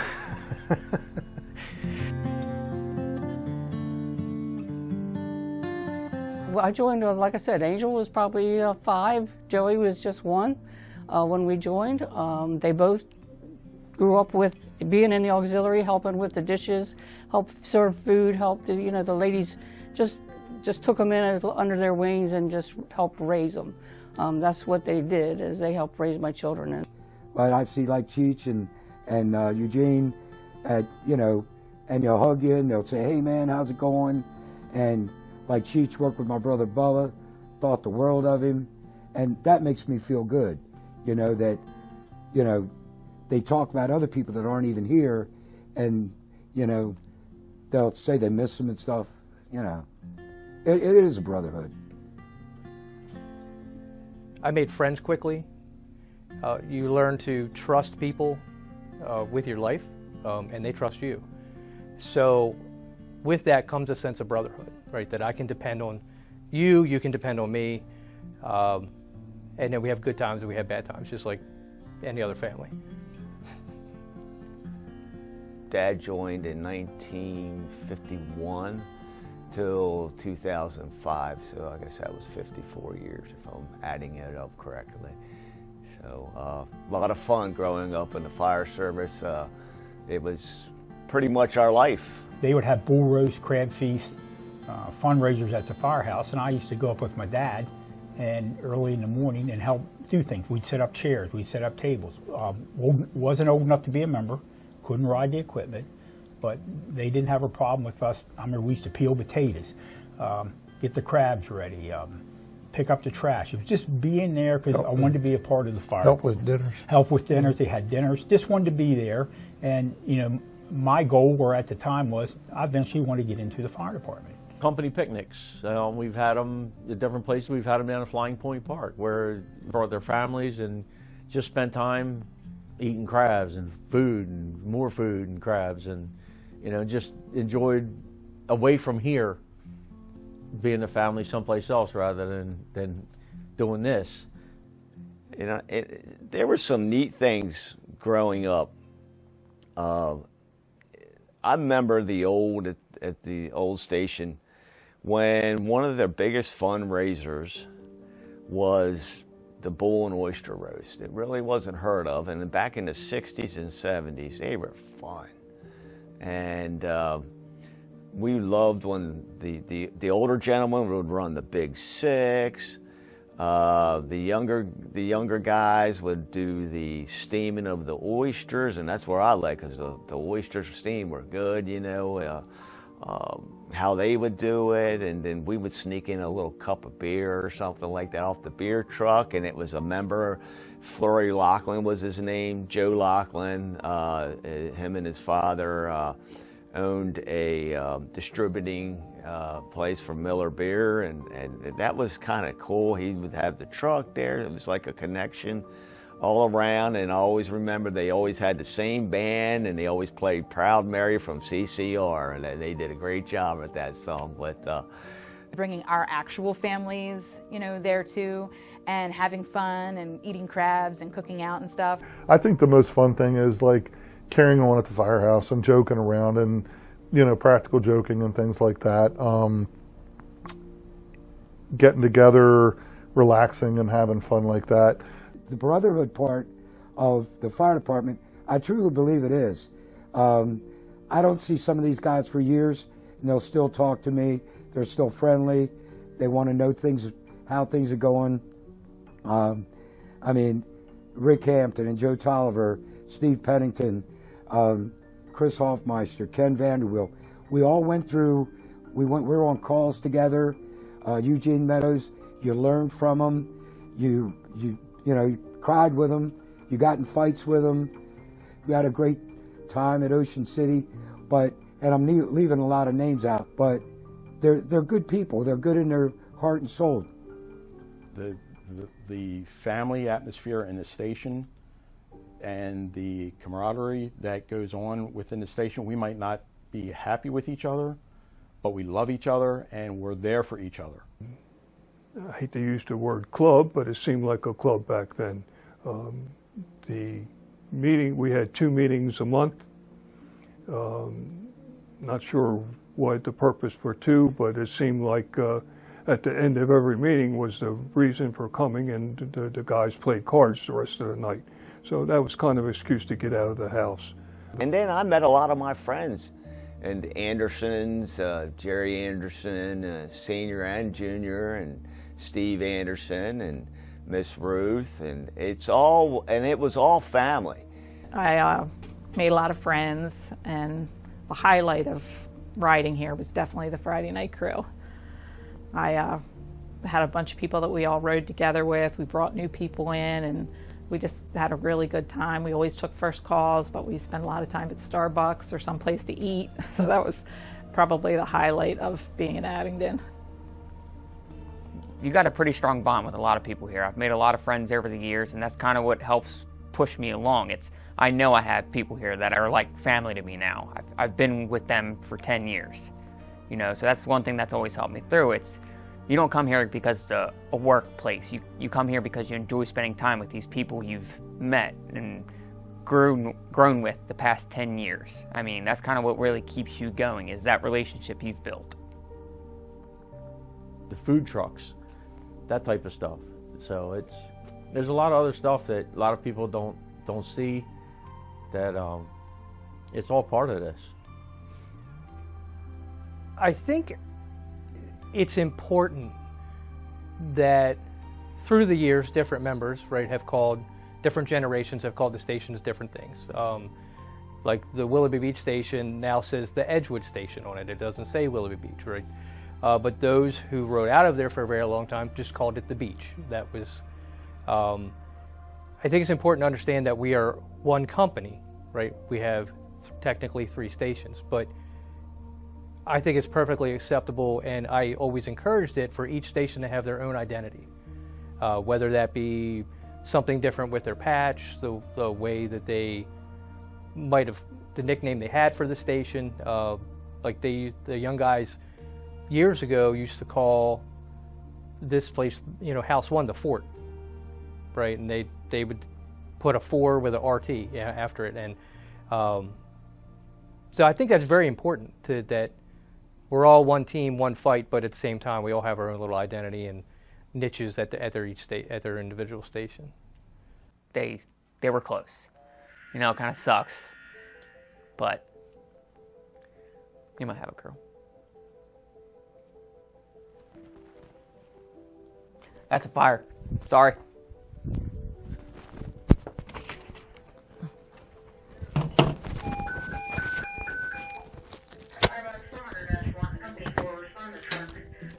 See you, buddy. Respond to Engine Beach. Station 12 Edgewood doing engine. Ford dwelling fire. 807 East Ridge Road between Clarkson Drive and Beeson Court. 12 group E over 6, 1852.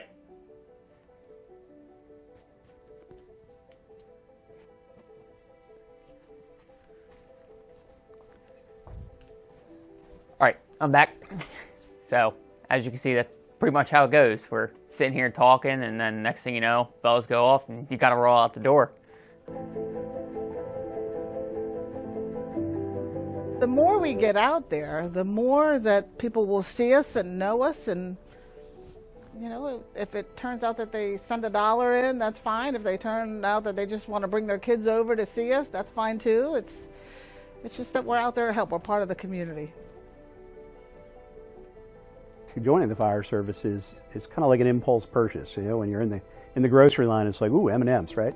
Somewhere along the line, whether they see us out or they see us at a community event or we show up at their house to help with their emergency, they say, hey, I'm going to join the fire department. Chick-fil-A, they invited us down. We had the truck down there, and I was doing push-ups with the Chick-fil-A cow. Public Safety Day at Walmart, and we would have all of our apparatus go there, and it was a big public relation thing. We do summer camps for children, so they can come in here and see what we do. Christmas time, we used to have a couple members that would dress up as Santa Claus. The Santa detail.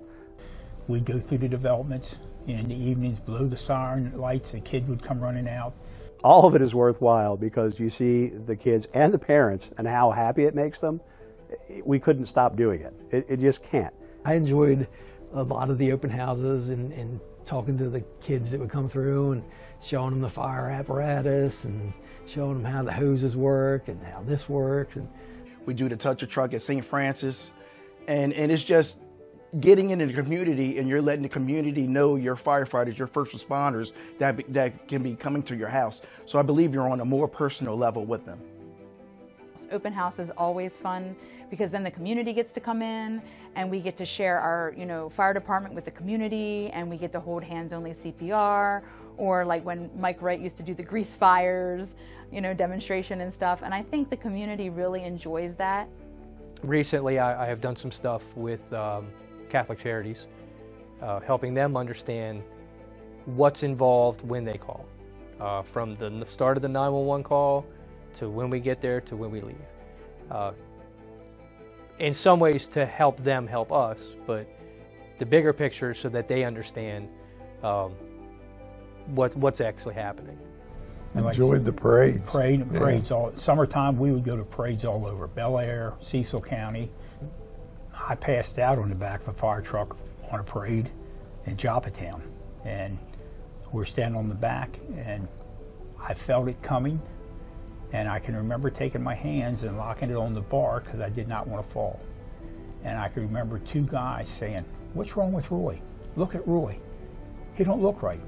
And the next thing I knew, I was in the back of an ambulance. Firehouse tours, right? Bringing people that want to come into the firehouse for whatever reason, whether it's a business that wants to come in and understand what we do better or see what we have to offer, to a family that has a birthday party for their little kid. And it's typically a bunch of little kids and their friends and things like that, but there's always a bunch of adult family members that come with them. Right down the street right here at the church, they have a touch a truck thing that we've been involved in, and we've done that not only at the church but a couple of different places. And that gives a chance for the community to come out and get to go over our piece of equipment, look at it, and us explain what it does. And it's interesting, some of the responses you get from it, because people don't know all of it. Then, of course, we have the Sunday breakfast that we did for many years. Brought a lot of people in from the community that otherwise never would have known Abingdon Fire Company would have existed, never would have seen our equipment, or had a chance to meet fire service members in situations other than emergencies, such as medical calls at the house, that sort of thing. I love it when I get to teach first aid to the Boy Scouts or to the Girl Scouts, or when I get to go to the elementary school and teach first graders hand-only CPR, because even though they're little, they still understand it and they still get it. So after about 15 years of teaching now, now I've taken over, I'm running the program, and I'm not just doing people in the firehouse, but I have at least once a month a class for the community, nurses and healthcare providers, people that need it for their take care of their children, that type of thing. So I'll have a group of people in there, and sometimes 3 to 10 people or 15 people, and we do CPR. And it's significant because you never know what's going to happen if somebody falls out in front of you, and if you know CPR, at least the compressions, you have a chance of saving that life. The one thing I always enjoy, it's, we go out, grab a bite to eat or something, and there's always that one little kid that just wants to see the fire engine. And then I go back to think when I was that little kid, and all I wanted to do was just see that fire engine. It's like I'm reliving in my younger years with that. it's nice to see you made some kid's day just by simply opening up that door, letting them sit in the engine, the truck, whatever it may be. And, you know, it really helps build that bond with the community to let them know, like, hey, we're here for you guys. You've actually had, by going out to these different things, people come and say, you know what, I always wanted to be a fireman. I always wanted to ride one of those fire engines. So that's the impact that you're making on the community, and it's also an investment to our future.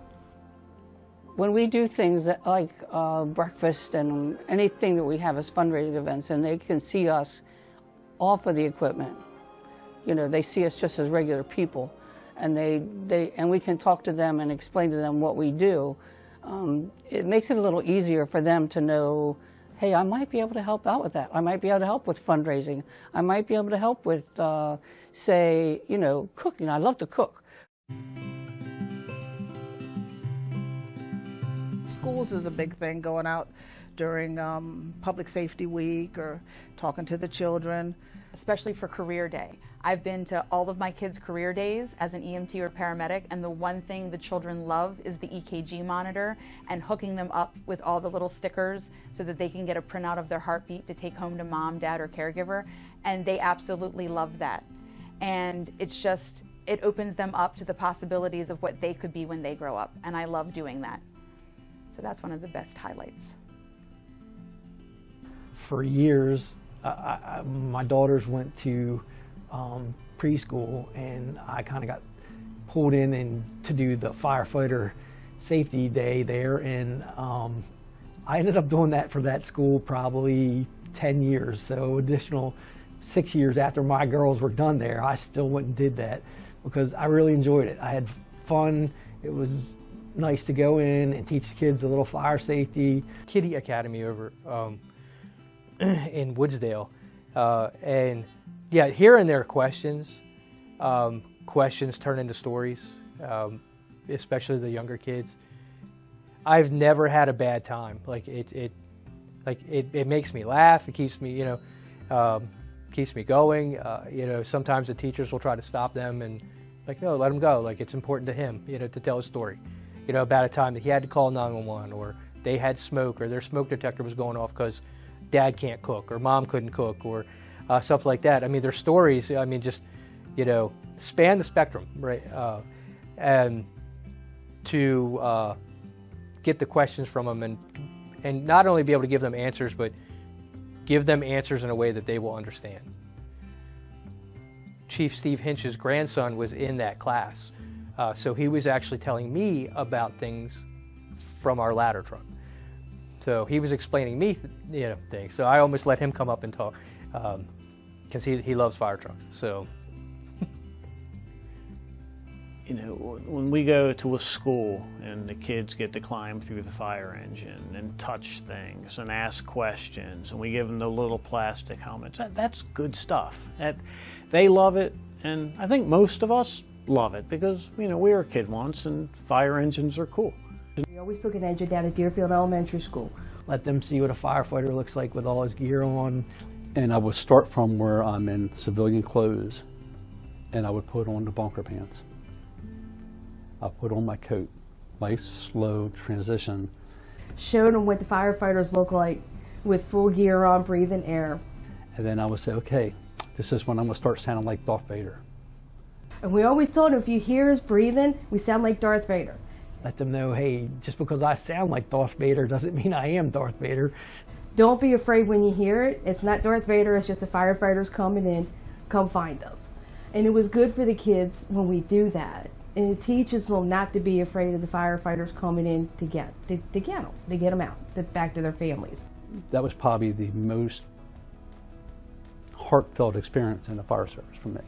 And just looking at the kids' smiles and the teachers, it was great that we're getting the word out and trying to teach the kids not to be afraid of us coming in when you hear Darth Vader coming in.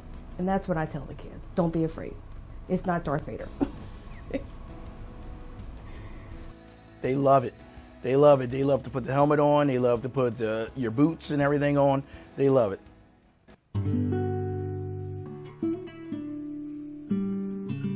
I think one of the biggest aspects of the volunteer service is we have to know where we were to know where we're going to go.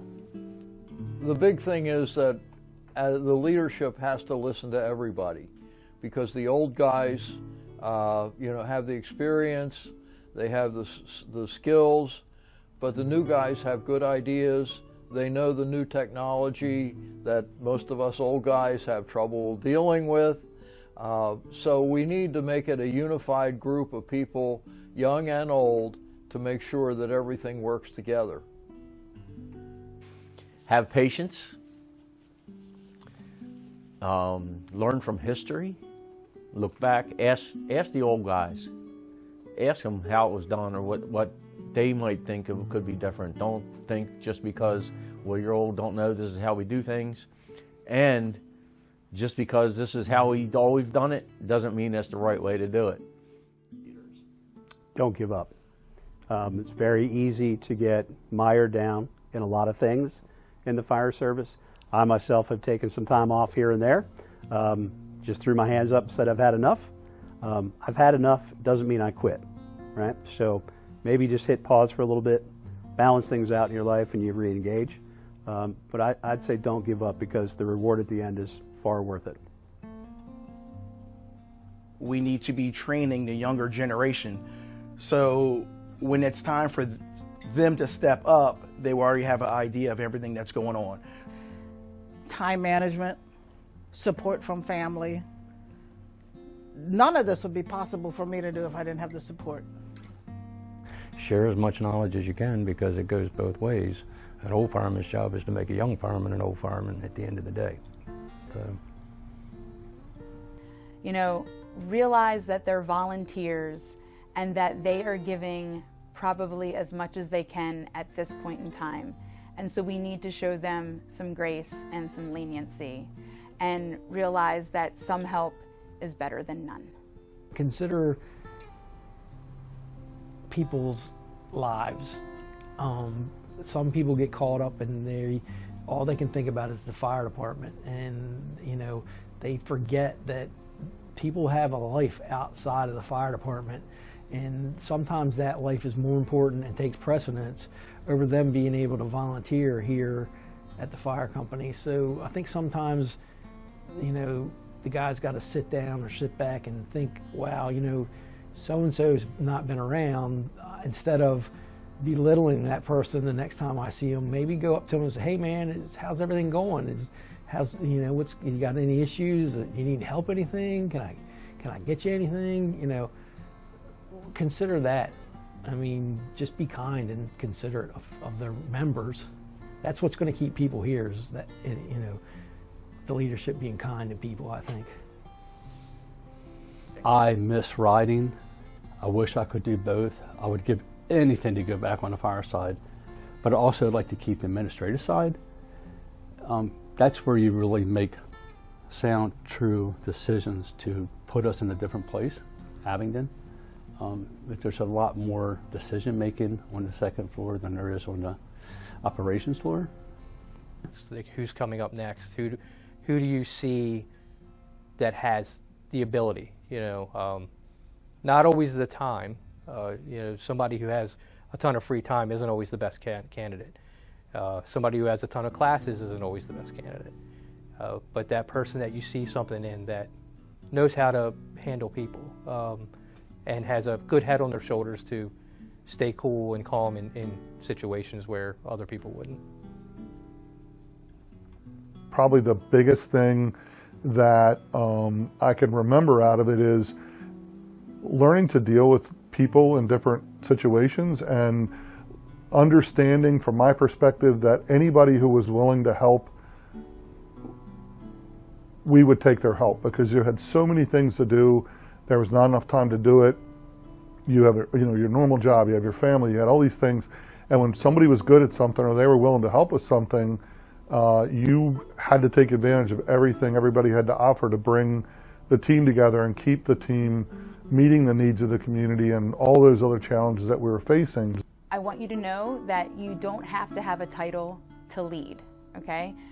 Just because you have an officer title doesn't make you a leader. Helping people, being there, for your fellow volunteer to help them through class or to help them during training, you know, to give them advice if they ask you a question, whether it's fire or EMS related or not, that makes a leader. I say be open. Be open to everyone's opinion and listen. The generations change, the thinking change, what people have to offer. Everyone's unique in their own way. Everyone has something to offer. You know, they say hundreds of years of history unimpeded by progress. Can't have it that way. You have to make sure that you teach those coming behind you, right? Mentor them, show them the way. You don't want to end up with people who are getting a set of keys to the firehouse and a new helmet, right, with no clue what to do, and then having them learn their way. This is something I've struggled with a long time, but as you get older, you realize that, you know, you have one mouth and two ears for a reason. You listen more to people that have been there and done that, and ask questions. Don't pretend like you know what you're doing and give a bunch of orders or think that it's going to be any different. I think one of the things that is very different that you find out the longer you're in these positions and the more responsibility you have is that you'll take any advice that anybody has to give, and it's your job to kind of go through the information and come up with the pieces that are appropriate for the situation that you're asking advice for, because nobody has all the answers. And I think that's probably the lesson is, you know, you got to pay attention to the other people that are around you that have been there and done that, and go to training. I can't speak more about that. Is, you know, you're going to be exposed to things outside of your direct environment when you go to training, and that is a big part of what made the senior officer successful throughout the years. Was go to training in different places and hear what different people have to say. And one thing I learned was everybody thinks that their specific environment is one-off, but what you find out is it's the same everywhere. Think about the old guy that's sitting over there, the real quiet one that's kind of grinning at you and kind of making fun of you. He might have a little bit of information for you, and then for the older guy, that younger guy might have seen something and know more about technology and all this other stuff than he'll ever think about. It's called diversity, and it all works together. Might not necessarily agree with everyone, but listen and make everyone feel welcome. Make them feel important. Make them feel that we want them here. Make them feel that they have a seat at the table. I view Abingdon as a family. I don't view it as House 1 and House 3. I don't view it as fire and EMS. I view it as Abingdon Fire Company. I've always viewed it that way. And I know that there's a lot of people that don't necessarily view it that way, whether they say they do or not. We're all here for the common good of the community. We all are here to help each other do that service. And we're a team, and we all play an integral part of that. And we all have, you know, our place. And to make it work and flow, we need each other. Through good times and bad, we are Abingdon. And we're that family, and we just need to realize that and be there for each other regardless. So.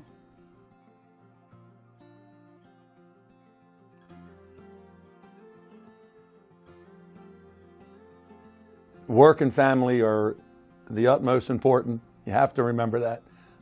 Unfortunately, I've seen this place cause some real family problems because they've put this before family. You cannot. This is a volunteer, and that's what I would tell anybody coming in. Take care of your job, take care of your family, and then you can take care of, being a volunteer here. What I would recommend is something I tell everybody: knowledge. Learn everything you can. Study everything you can. Once you have that knowledge, they can't take it away from you. Be open-minded. Listen to what people say. You don't have to agree with everything, but learn and listen to other people's opinions.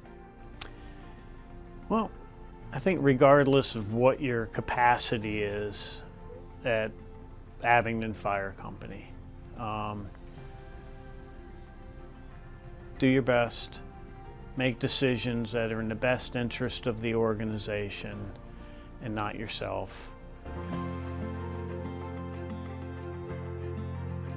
Even as we go to calls and come back, most people do not realize we are a volunteer organization.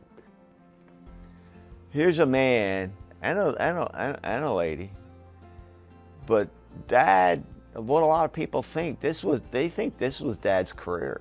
This was Dad's job, and it wasn't. This was all volunteer, 100% of it. He still owned a business and kept that business running well, but this was his passion. And you want to see more of that, that passion, and he did it for all the right things, not for pridefulness and ego and stuff. He did it because he truly loved the fire service and he wanted to make it better. Trying to encourage people to spend time volunteering is one of the big efforts that I think our people can do. Because a lot of people are unaware that the fire and EMS service in the county still has a lot of volunteer activity. So getting people to volunteer into that is important. And also, we've been involved in the cadet program. It can actually become a career for many people, and it's actually a good career. I think the one thing I like to stress to the community, people don't see the background and everything else, is we are volunteer. A lot of people don't know that. They think because we got these pretty engines and all this stuff and we show up when 911's called. Family values and stuff, I think if you want a good foundation to your family, I think two places to start at is church and the fire and EMS services. Volunteer, what better way to help your community than helping your community by their times of tribulation and problems, and what a great way to help your community out at their worst time.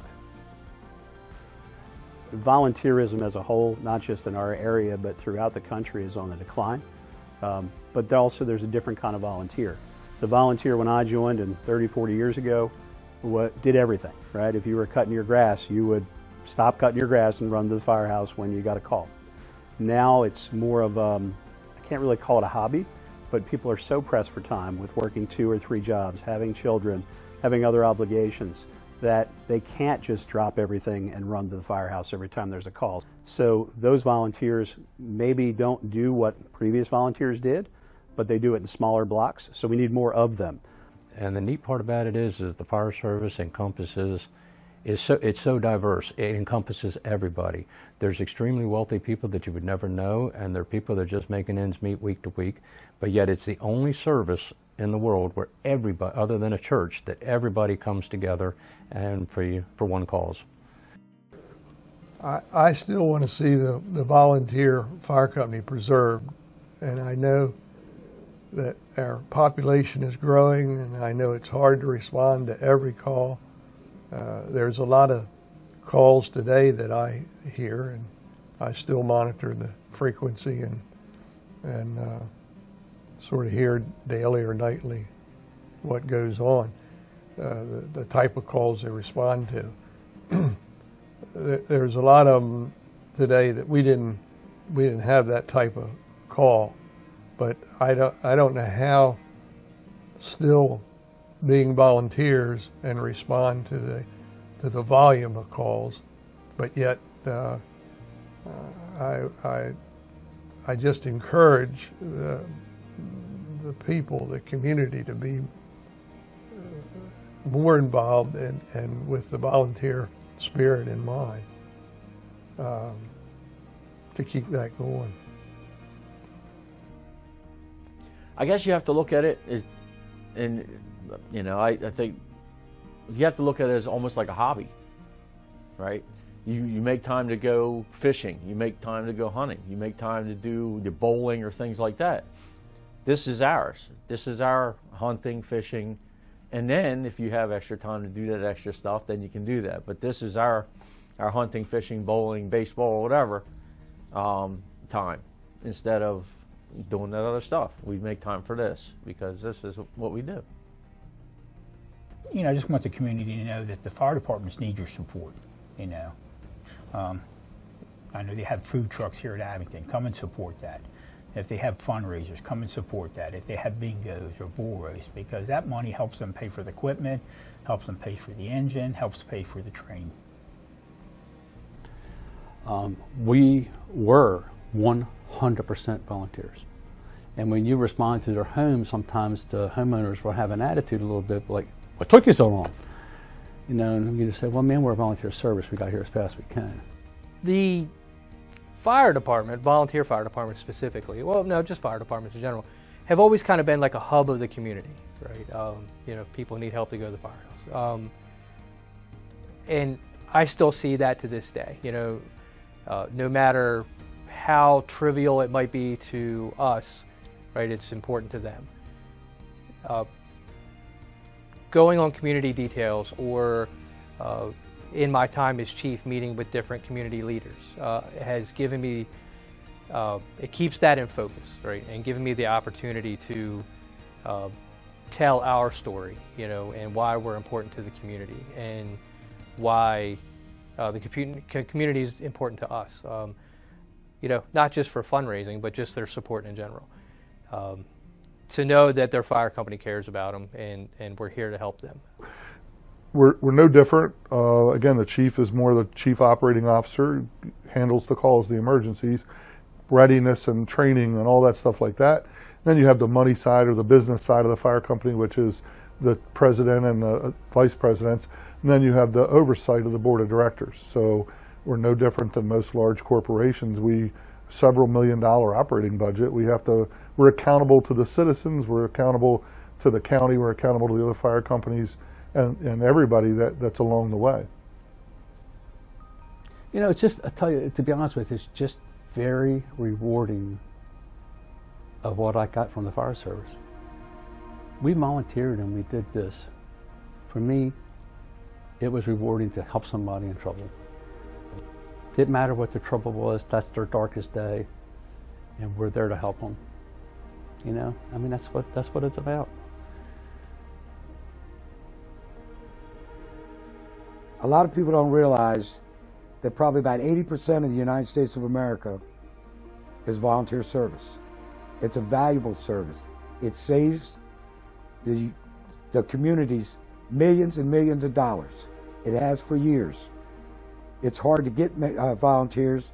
It's hard to maintain the volunteers that you do get because it is a job that is very stressful, physically and emotionally. There's a burnout rate. I'd like the community to know that all these people, volunteers in this whole county, especially at Abingdon Fire Company, they care about you. If they didn't, they wouldn't get up in the middle of the night. They wouldn't sit up here and wait for calls. They wouldn't go through all this training. Deep down, whether they admit it or not, they're doing it for the love and the passion of their community and their fellow citizens. The governments have to look into how to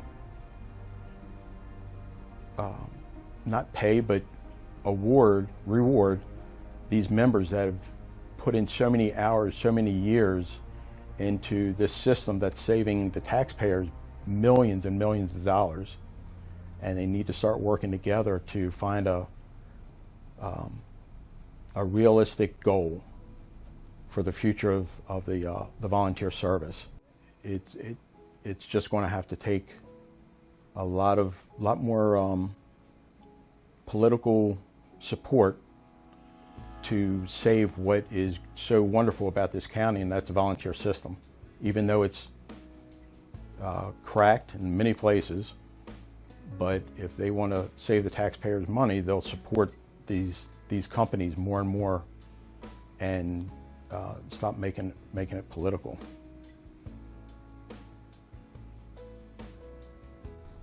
Like any other nonprofit volunteer organization, we always need help. We can't have enough help. And you know, if you're a trained firefighter or you're a trained EMT or paramedic, we can use your help. If you can give us 10, 20 hours a month, wonderful, because if we all gave 10 or 20 hours a month, we wouldn't have the staffing issues that we sometimes face today. Every time we interact with the public, we want it to be positive. We want them to walk away from it thinking, hey, those are the good guys. Those are the guys who we call in our maybe the worst moment of our lives because we need help. Really, what it's going to take is people got to realize it's not how it was back in the day. Things are changing. The population's changing. We are a growing community. I mean, there is new development going up. There's all these new people coming in, and we're just not retaining the members. We're not getting that membership. Times have changed. We really need to take that step forward and get the younger generation moving up to where our board is now. The older members, we got to have a younger crowd start coming in. We really need the community support. We need the community to start helping out. Even if you can come give us, 12 hours a month. We don't ask for much, but we do need you. We need the community support as much as we like to support the community. So if you can give us, 12 hours a month, 15 hours a month, whatever it may be, we will take it. Whether you want to be a firefighter, an EMT, or if you just want to help down in the hall, we will take you wherever we can use you, because we need the help tremendously. And I think in order to continue that, we need to keep moving forward. We need younger people to join. We need more 16-year-olds like I was, wanting to just run into a fire. We definitely do. I mean, you won't regret it. It is something I've enjoyed the past 10 years. We need your support. And we appreciate your support. And that could be monetarily. That could be as a volunteer. It could be in many different aspects, but we're here to serve you, and we enjoy doing it, and we appreciate any support you can give us.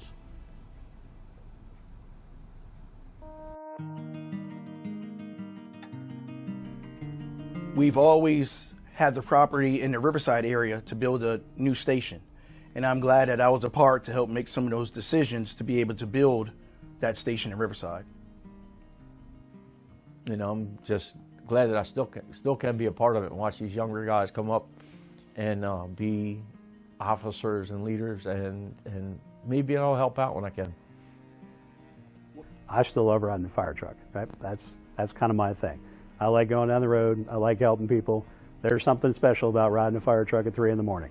I can't explain it, but it's a reward mechanism for me. When I started my fire service career, I never thought that I would be here. I actually rode my last active ambulance call when I was 77 years old. I used to think that if I got there at 60, I would be, would be lucky to be still riding. It's been a wonderful ride, and I want to keep on doing it, keep on doing what I can for the fire service as long as I can. And I would tell everybody that's involved to make the commitment and keep going. So. Come join. It is a great place to be. If you're the type of person that wants to give back, this is the place to be. I think give it a try. You'd like it. We're here for you 24/7, 365, and it has been a pleasure to serve you. I've only been serving you for 22 years, but it's been a pleasure over this 100-year time period to serve the community of Abingdon and the surrounding areas. I feel that I was very fortunate that I had people that I could look up to. Cubby, Steve Pennington, and even, Joe Tolliver, and, those guys, just sitting down on the floor to listen to them tell stories. Or, well, hey, this is how we used to do it, but, and then blending that with what I feel is right. But I feel like the up-and-comers, like, never forget where you came from, right? Never forget that you are a volunteer, right? The people who are under you are also volunteers. When you're stuck together for all those hours and you live together for all that time, it's no different than being at home. It's like, you know, if there's 5 other guys and 2 girls, those are all brothers and sisters, and it's no different than what goes on at home. One day you're the best friend in the world, the next day you don't want to be in the same room with the person, and you're sitting down eating dinner, and one guy's got to tell the other guy to be quiet, or whatever's going on. It's no different, and that speaks volumes for all these different people coming together with a common goal and solving people's worst days. When you enjoy doing what you're doing, it's not hard to do, you know, and it's fun to be out there helping people in their need, knowing that that's what we're coming to do. And I've enjoyed doing that for many years, and we'll see how much longer I have to do it, you know. But it's been fun. So, you know, if that seems like something that might interest you, come join. Because that's how it is, you know, we're going to mess around with each other, but when the bells go off, we have to do what we got to do. At the end of the day, you're going to see really messed up things, but at the same time, you're going to build a bond with people you never would have imagined. So if I could say anything to the younger generation, it would be to do this. I definitely would recommend it. At least do it for a year, 2 years. Get your feet wet, you know, because I wouldn't have thought 10 years later I'd still be here. But it's moments like that that keep me around, and, you know, the bond I have with the people here that I enjoy. So to the younger generation, sign up today, get your Fire One, come run into fires with me. It's a great time. Abingdon Fire Company has been, as far as our family, has been a big part of it. Between my brother Dale, who joined first, then Joe joined next, then I joined, then Dale's son Steve joined, then my daughter Angel joined, then Dale's daughter Robin joined, then my son Joey joined. So, you know, from one person, Dale, decided to join, affected our family completely, because my kids grew up here. His kids grew up here. And his kids are still here, and so are mine. So it's been a great life. They were influenced by the people who came before them, or like older people like Charlie Riley, like Jerry Anderson, those people, Lou Espy especially. Those people affected Joe and I very much, but they also affected my children. They taught my children how to be a great volunteer. They told them stories of things from long ago. They did a great job of helping me raise my children. Never think you're the smartest man in the room, because you're probably not. Just because members are older don't mean that they don't have anything to give. And just take your time and don't lose focus of what's important.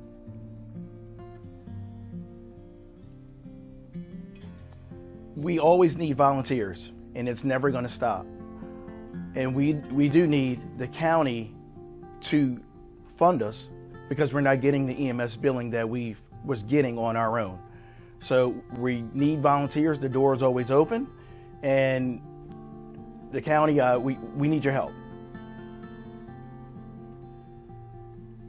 And grateful. I'm grateful that I've been able to do this and continue to do this.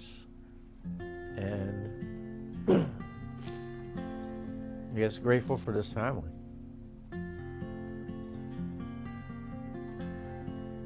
Yeah.